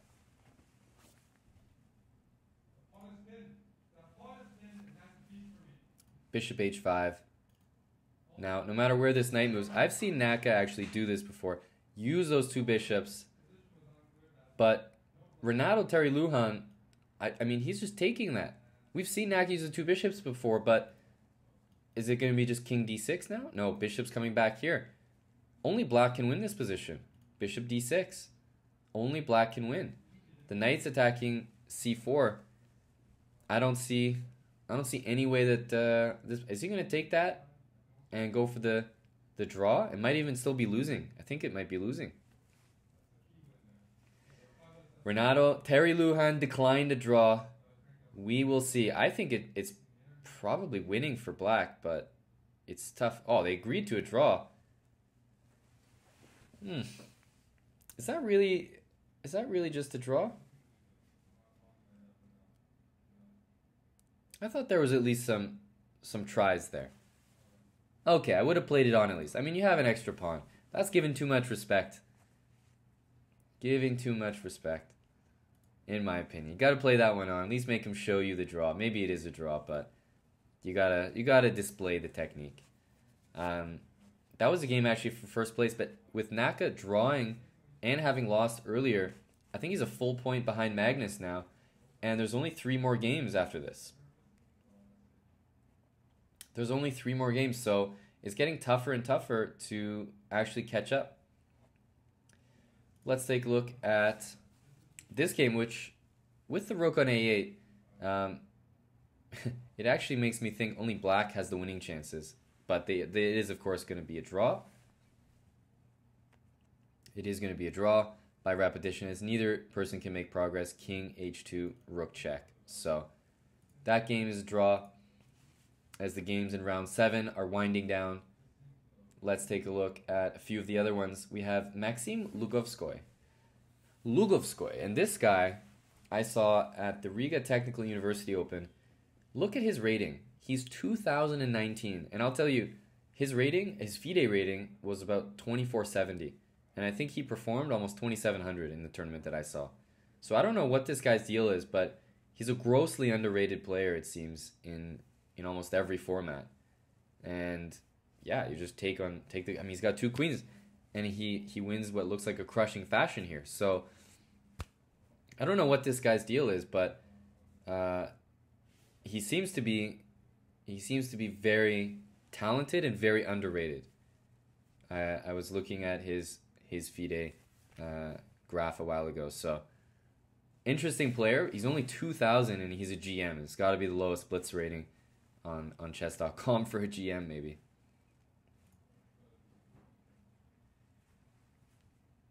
Let's take a look at what are probably the last games in the round. There we go. It's knight against rook. Any predictions? Akshat Chandra with the rook. Charles Zapata with the knight. This is usually a very easy one to draw. We'll see if he's able to do it. Knight e4, rook a3.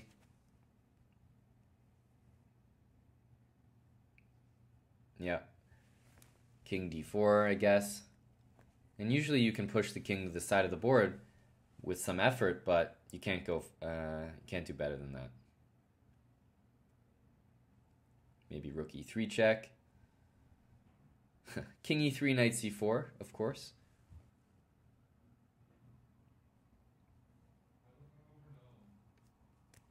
I would play rook c3 here. And if king d1, king e3.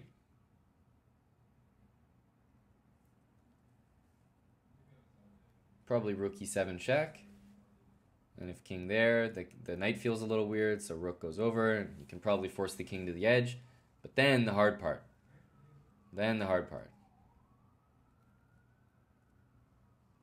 King e2. We're back here. So I think it's probably going to be a draw. Although he can force the king to the side of the board, I think, if he actually wants to.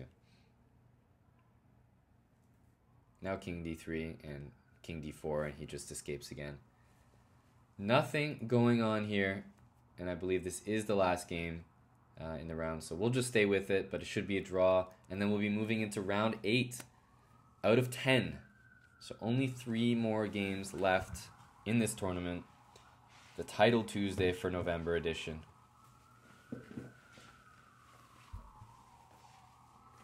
We got the Sirens outside.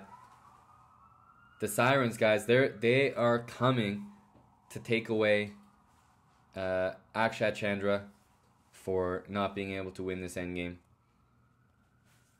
This is blasphemy. Rook against knight. Dead drawn, but he's trying to win it. He's trying to win it.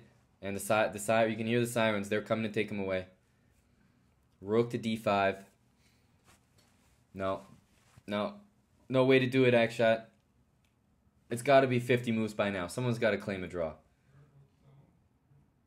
Somebody click the draw button.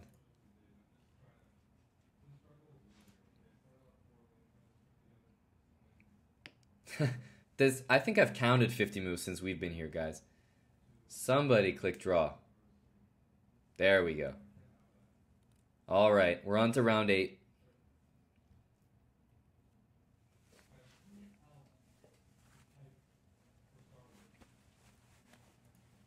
Yeah, that's what I'm talking about, base 6.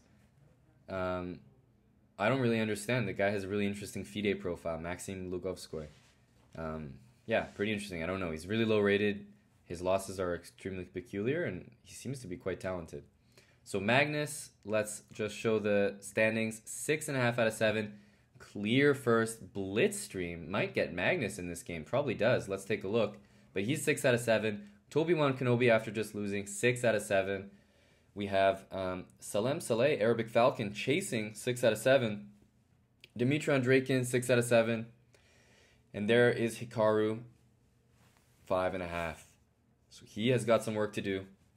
3 more games, guys. These are all must-wins for anybody who wants to share first place, because Magnus is half point ahead of the competition, and it looks like, ooh, he didn't get paired against Blitzstream. That would have been a fun one. Instead, he got Salem Saleh. This is going to be a very big match. And yes, again, we see the d4, bishop f4, knight c3 system being used by Magnus here. And in this one, when black plays knight d7 and takes, you take with the bishop. And then the issue is you're threatening bishop takes and g4. And if the knight moves, you take the bishop on g7 and play g4. Magnus has done g4 anyway. That's the idea of this opening. You get a very, very quick attack. So he could decide on long castle here. Oh, sorry, he couldn't decide on long castle. He could decide on f3 here. He could also take this, or he could play g5. I'm not sure what he's going to do. Probably f3, and there he goes. f3. White wants the long castle, bring a rook to g1, and this could be a very fun attacking game. I think the London system's boring. Take a look at this. Magnus attacking the king side after only 10 moves.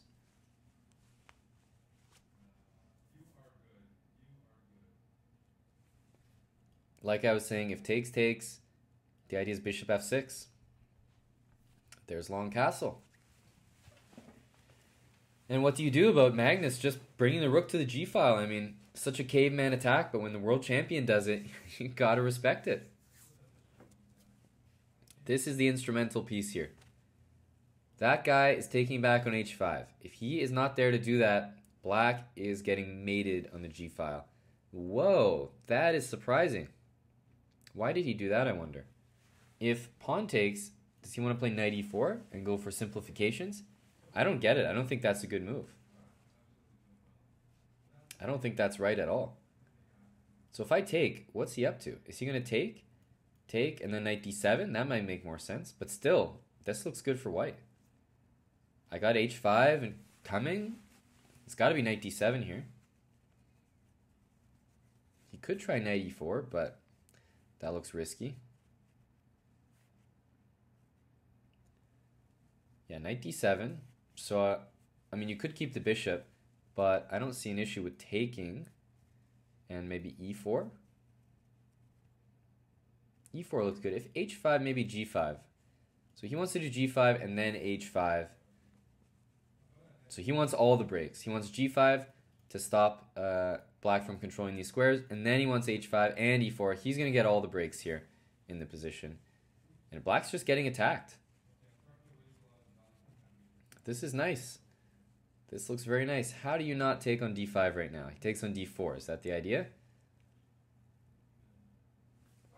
Queen f2. So if takes, then e5, of course, drops the pawn. And if the king moves, the pawn is hanging anyway. So what's black going to do? If he takes on e4, take with the knight. Takes there and then e5. Yeah, but white has a good structure here. White has a good structure. I think white's going to be happy. You know, maybe move like c3, maybe a3, king b1. Just move the pieces over. You always have this in reserve, so black kind of has to keep a rook there. And maybe you can switch this rook to the f file and start to put some serious pressure on f7. So maybe king b1 here to start. I kind of like the idea of king b1 just sheltering the king, and he has done it. Get the king off the c file. No need to rush. Black rook has to stay here by the looks of it, otherwise h5 is quite strong. And meanwhile, white can take his time with moves like a3, c3, rook here to cover the second rank and get the rook on the f file. The opening was d4, knight f6, bishop f4. London system by Magnus. Black chose to fianchetto. Magnus went for an early knight c3, and here we are. That's an opening he's repeated time and time again, so not really a surprise there. We can see some tactics boiling here. There are some ideas. Something with a rook f7 takes and a knight d6 check and a queen c4. The patterns are starting to emerge, guys.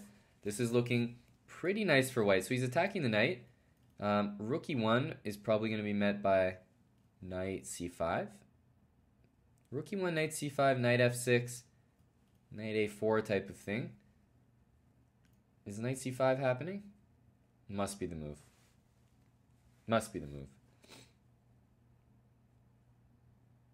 Because otherwise, white is playing one of these moves and kicking pieces out.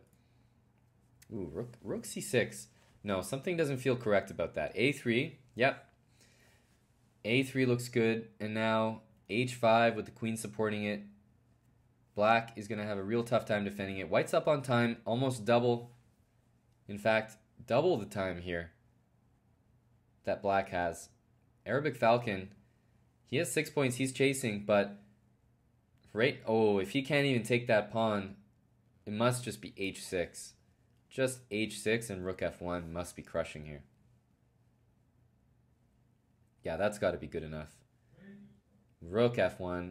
Guys, I don't even know how to survive here because all the endgames are bad. There's queen takes d7 right now.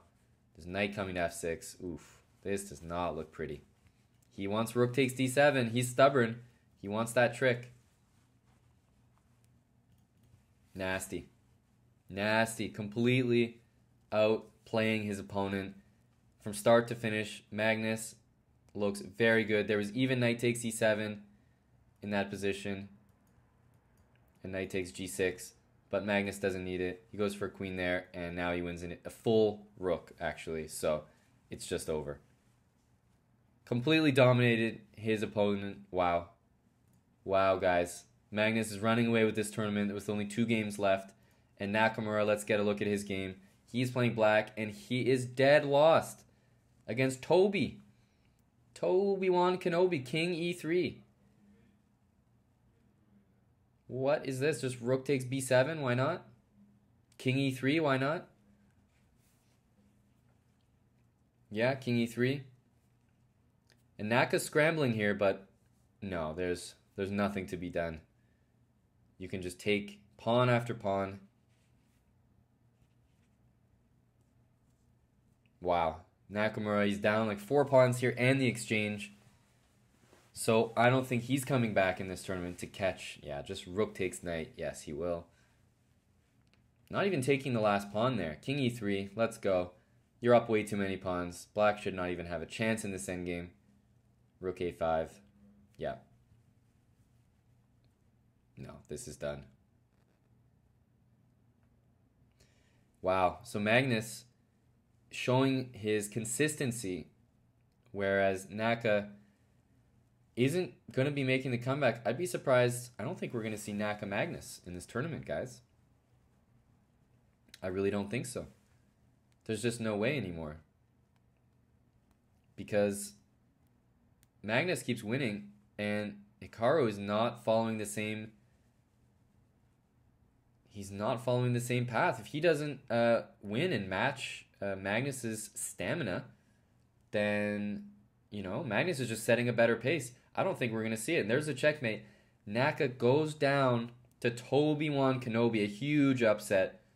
25-09, taking down the 3K Hikaru. Wow. That's a big result. We are not going to see Naka against Carlsen this tournament. And the standings are getting completely shaken up by these results. H4, look at this wild position. Ooh, unfortunately, Queen H7 is a pretty tough move to face. Rook there, G3, and then what? No, Rook G5 is the move. Oh, man, this is a crazy position. You gotta feel that black is winning this. F3?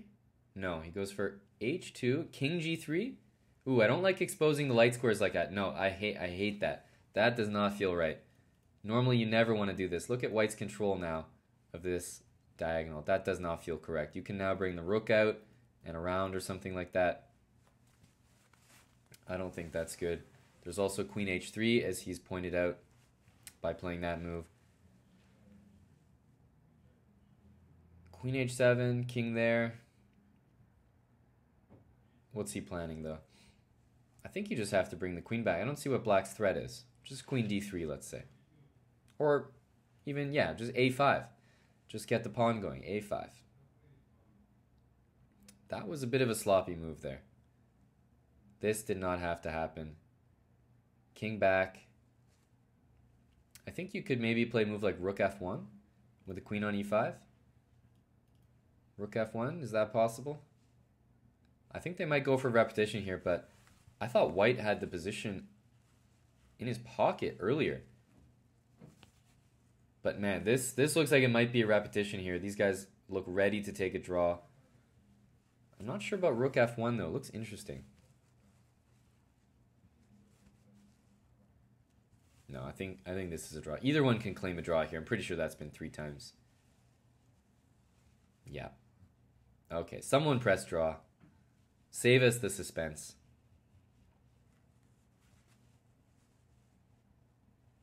Oh, he plays on. Bishop F1. Wow.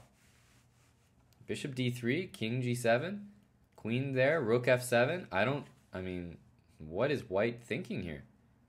Can he really escape this? Wait. King G8?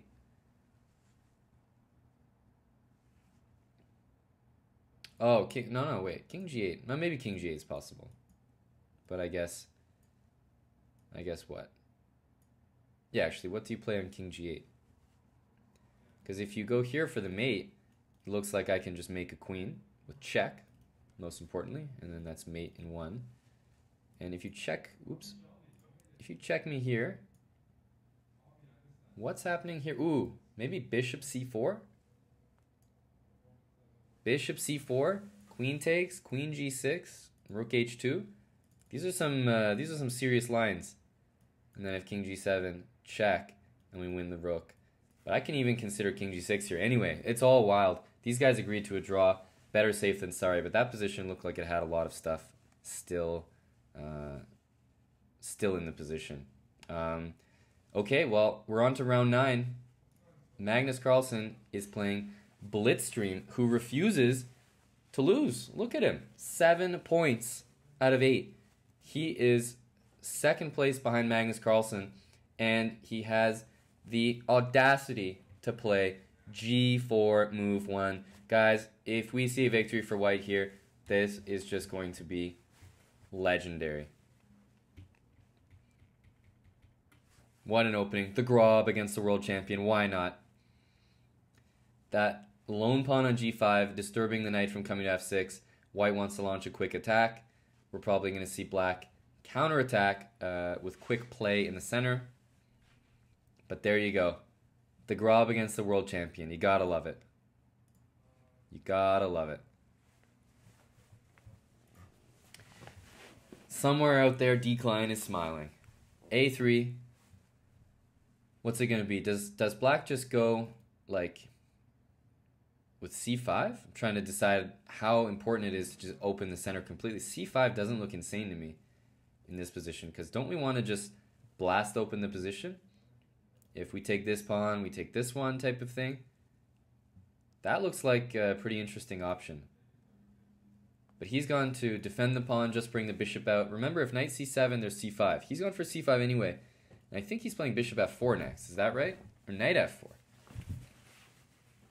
Yeah, but black just opens the position with b6, and white's position does not look good. But remember, Blitzstream, just a national master.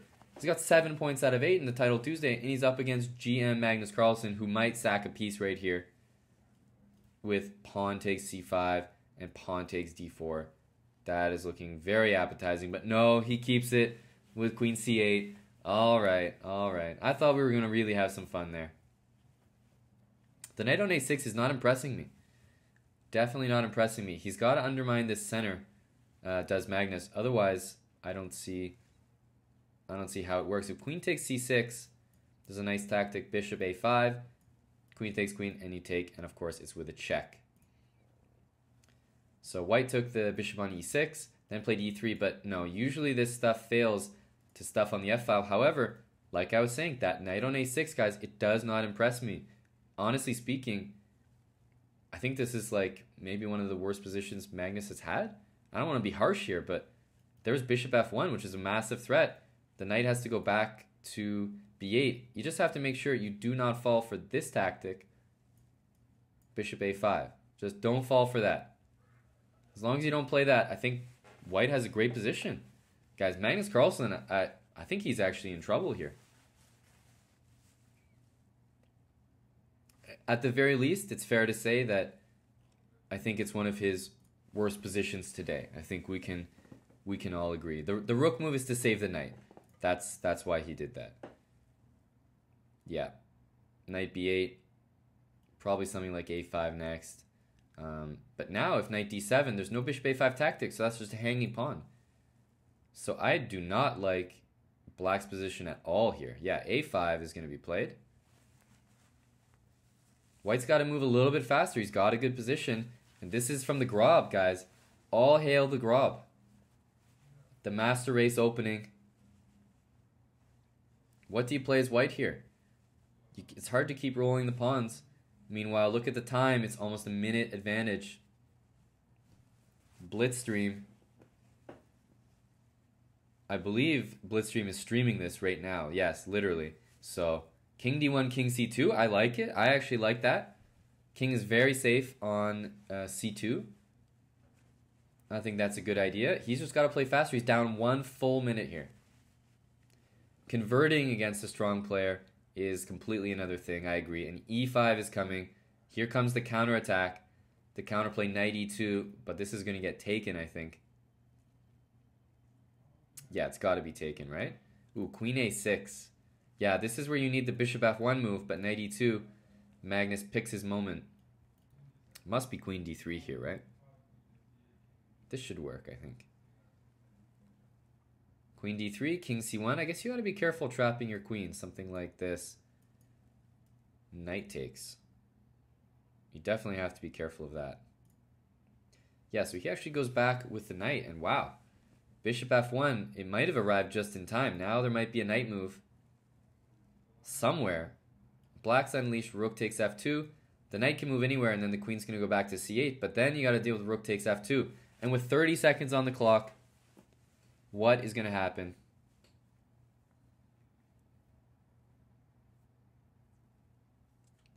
Knight f4, so queen c8, yeah, covering knight e6, bishop h3, and it's got to be, what, knight back to f5? No, okay, he's going to go for it.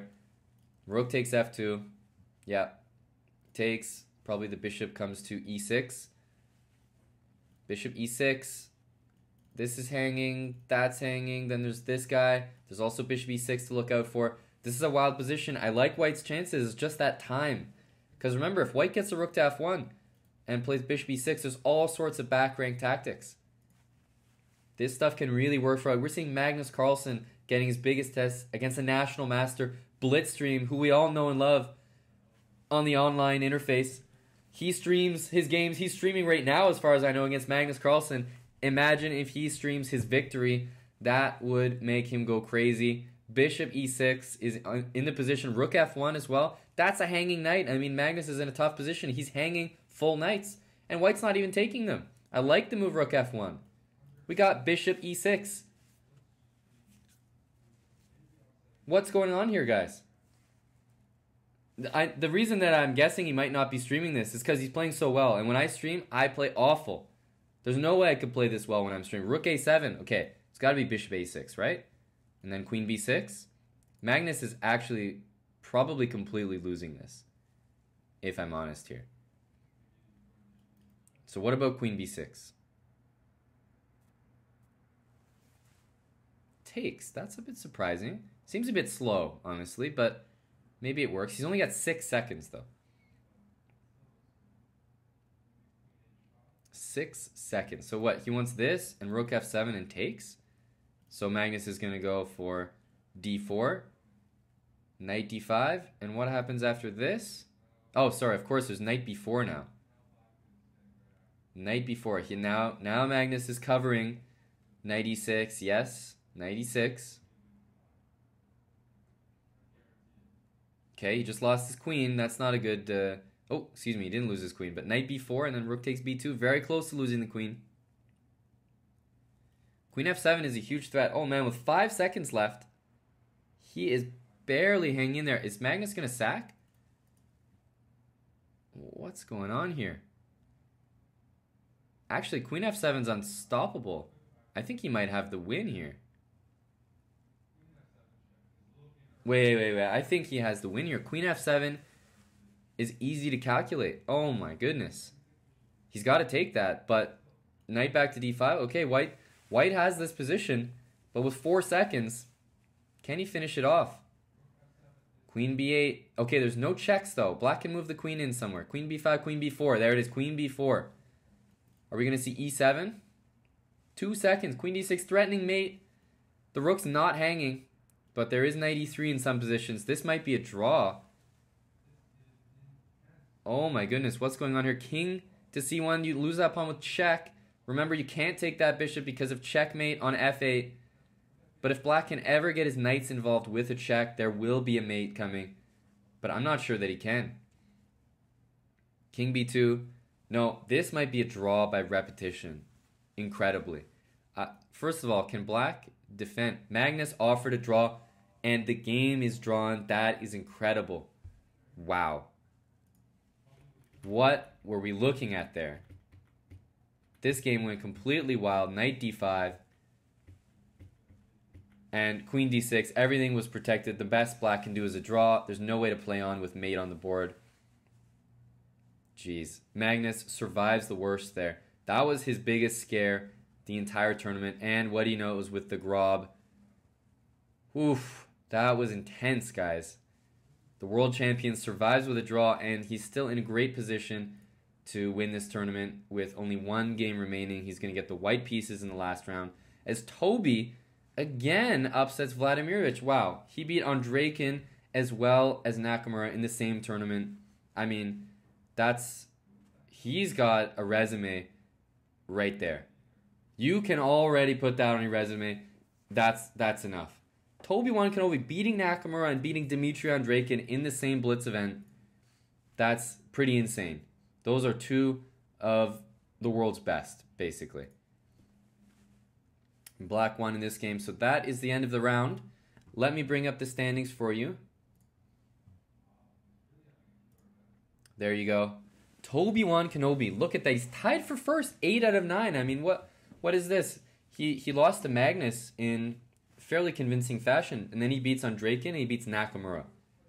He's 8 out of 9, tied with Magnus Carlsen, better on tiebreaks. Is he going to finish ahead of him? Because remember, guys, they've already played, so they're not playing each other this round. Blitzstream and Terry Renato Lujan tied for 2nd place. But look at that. It's an IM in first, an NM in third, an IM in fourth. I mean, this is not the tournament for the GMs. There are upsets everywhere. What can we expect in this last round? Well, let's just get right into it. Take those standings off your screen. So we got Magnus Carlsen against Terry Renato Lujan. Magnus playing with the black pieces, going for the Queen's Indian. And before we get into the game, I'm also going to be following the other game of the round, which is going to be Blitz stream, who's also in first place. He's playing Arabic Falcon. He's playing black here. And these are the two games that are going to be, deciding the first place. The other one being who I'm going to bring up on your screen right now. Where is Toby? There he is. Obi-Wan Kenobi. This guy playing the white pieces, having the tournament of his life, I'm willing to say. These are the games we have to watch, playing for first place. So let's get back to Magnus here. As Toby against Wonderful Time. Got Blitzstream playing against Salem Saleh, Arabic Falcon.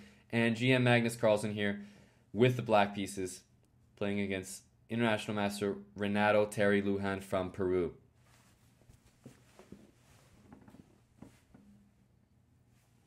So bishop h3, for those that don't know, the idea is to move the knight to one of these squares so you can attack the bishop. And then when the bishop moves, white wants to play f3, e4, and bring the bishop back to g2. By the way, white offered a draw here. Do we think Magnus is going to take the draw? Will Magnus take this draw? By the way, if bishop c6, there's sometimes an idea of d5. In this case, it might not work because of a3, but the idea being something like this. If knight takes, there's bishop takes, and if bishop takes, there's something like this. But the move a3, I think, can be inserted in that position and might be able to save the tactics. But white offered a draw here. Is Magnus going to take it? He's still thinking about it, guys, because he might not have a good position, and he's down a minute on the clock. Like more than a minute. He doesn't take it, bishop g6. He says, hell no. He says no. Bishop back to g2. That's the idea of this bishop h3 move. Kick the bishop out, bring the bishop back. There it is. Executed. And after pawn takes, white would be very happy taking control of the a file, so he has to play a3. e5. And what are we going to see here? White probably can win this pawn whenever he wants to, but I think that Magnus is saying, you know what, go ahead and win the pawn. I'm going for stuff on the king side. So Magnus is going for the win. There it is. He's going for the pawn. Magnus is going for the attack. There's no way you can save this pawn as far as I can see. So e4, he wants to cut the bishop off from defense. He wants to play a move like knight b8 and queen h3 and knight g4. There you have it. That's his plan.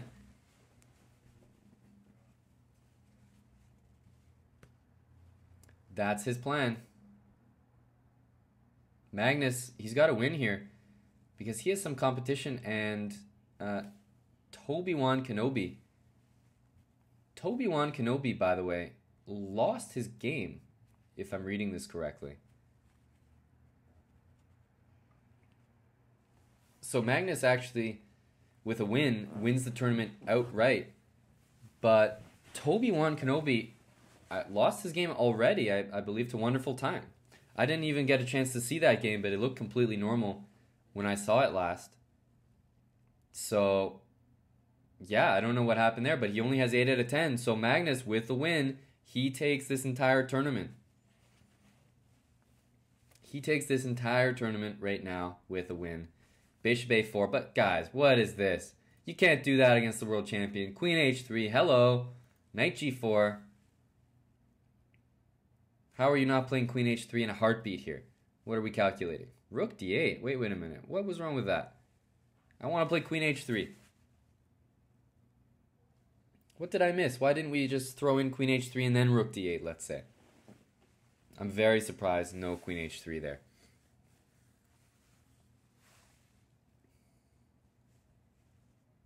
Yeah, I actually can't explain that, guys, for the first time. Like, at least play queen h3 and then play rook d8 or whatever you were going to play. That's a little surprising. It seems that Magnus, what he wants to do is he wants to win the bishop. He doesn't need to play this kind of chess when he can just play something like that. I guess that's what he's saying here. So maybe Magnus just switched the game plan. He said, you know what? I don't need to attack or go for checkmate. I can just try to win that bishop on a4, which is very peculiarly placed. I don't know what's going on with that bishop there. Queen b7, yeah, he wants b5. That bishop could just be lost here. d5, maybe the only move in the position. Yeah, b5, and after I take, knight takes, I'm attacking the bishop there, and that just might be game over. That might be game over right there. Yeah, I don't see a way to refute that. 39 seconds and counting down for Renato Terry Lujan. And Magnus Carlsen looks like he just takes here and takes the win. That's a piece for black. And if Magnus wins, guys, there's no one who can catch him in this tournament. That'll be a 9 out of 10. He wins a piece. This is cruise control for Magnus. I mean, we just have his tournament culminates with a very nice game against a guy who's performing very well in the tournament so far with 7.5 points, Terry Renato Lujan. He beats him with the black pieces here. He's up a piece. This is just a matter of technique, and believe me, he has that. Queen h5, knight g4. That's it. Wow. This is just going to be game here. Magnus is going to go for 9 out of 10, an undefeated performance here in Title Tuesday. And g5, I don't see how you stop mate here. Take on h4. Take on h4. Yeah. Take on g3. And there's going to be mate down there somewhere. I don't see how you stop this. Okay, queen c5 actually stops it. But then there's h3. Yeah. h3. There's going to be a mate nonetheless. That is cute. Wow. Look at that. What a way to end. Magnus Carlsen, world champion, comes in at Title Tuesday and makes his mark.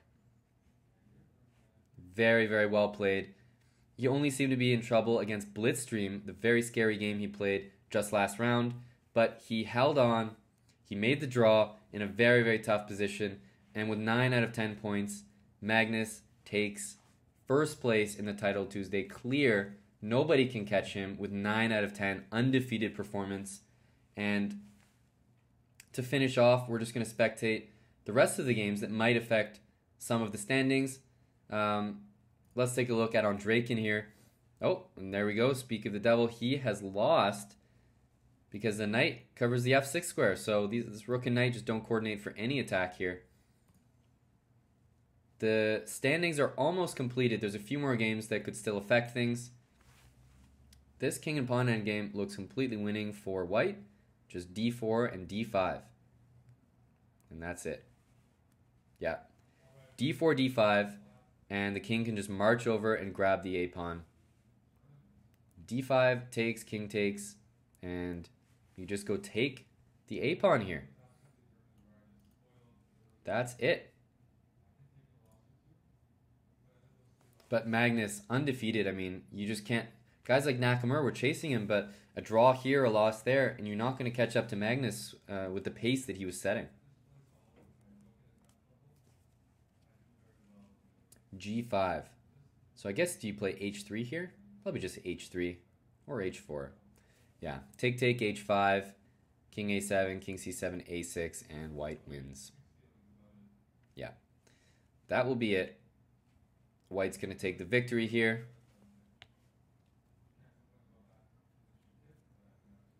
There it is. Okay, white wins that game. Let's take a look at Real Boy with 6.5 points. Also doing well. This is a battle of the IMs here. This game might be one of the last ones to finish.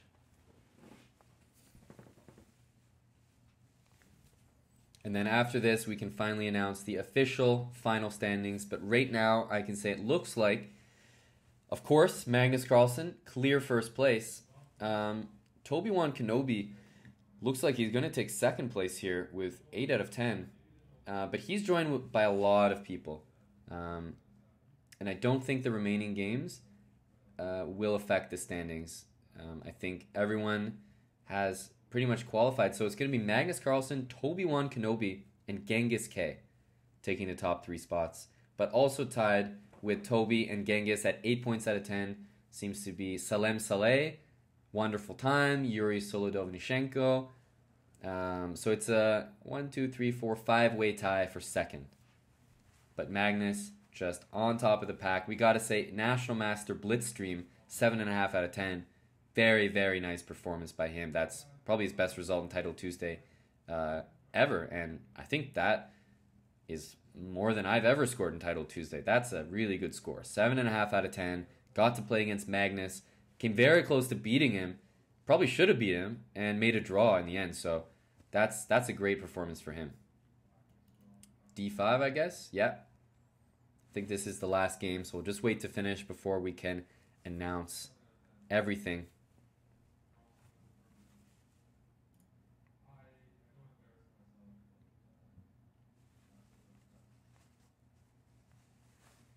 Waiting for this one to end. Queen to G7. 2 pawns up, though, should always be enough to win. Queen E3, there we go. Let's put an end to it. Yep. Nicely done. All right. So with that, I think... Oh, there's still one more game. There we go. A4. White's still trying to win this, but I think he might be in trouble. Okay, I guess they'll make a draw. They'll just take all the pieces off, and that's going to be a draw. It's an A-pawn, so there's no winning that position. Yeah, White can win the pawn and be happy that he got the extra pawn, but as long as Black shuffles on the A8 and B8 squares, he is never going to lose this position.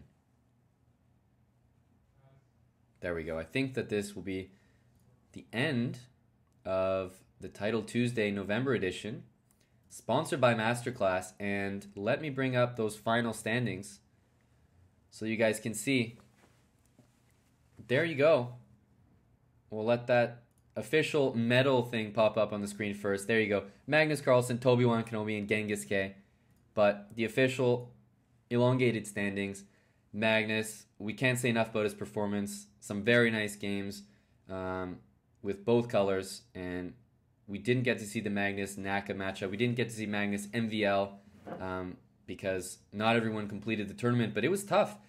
Only Magnus managed to not lose or draw against the low-rated opponents, so a lot of upsets in this tournament, and a lot of IMs, NMs, FMs performing way above their ratings.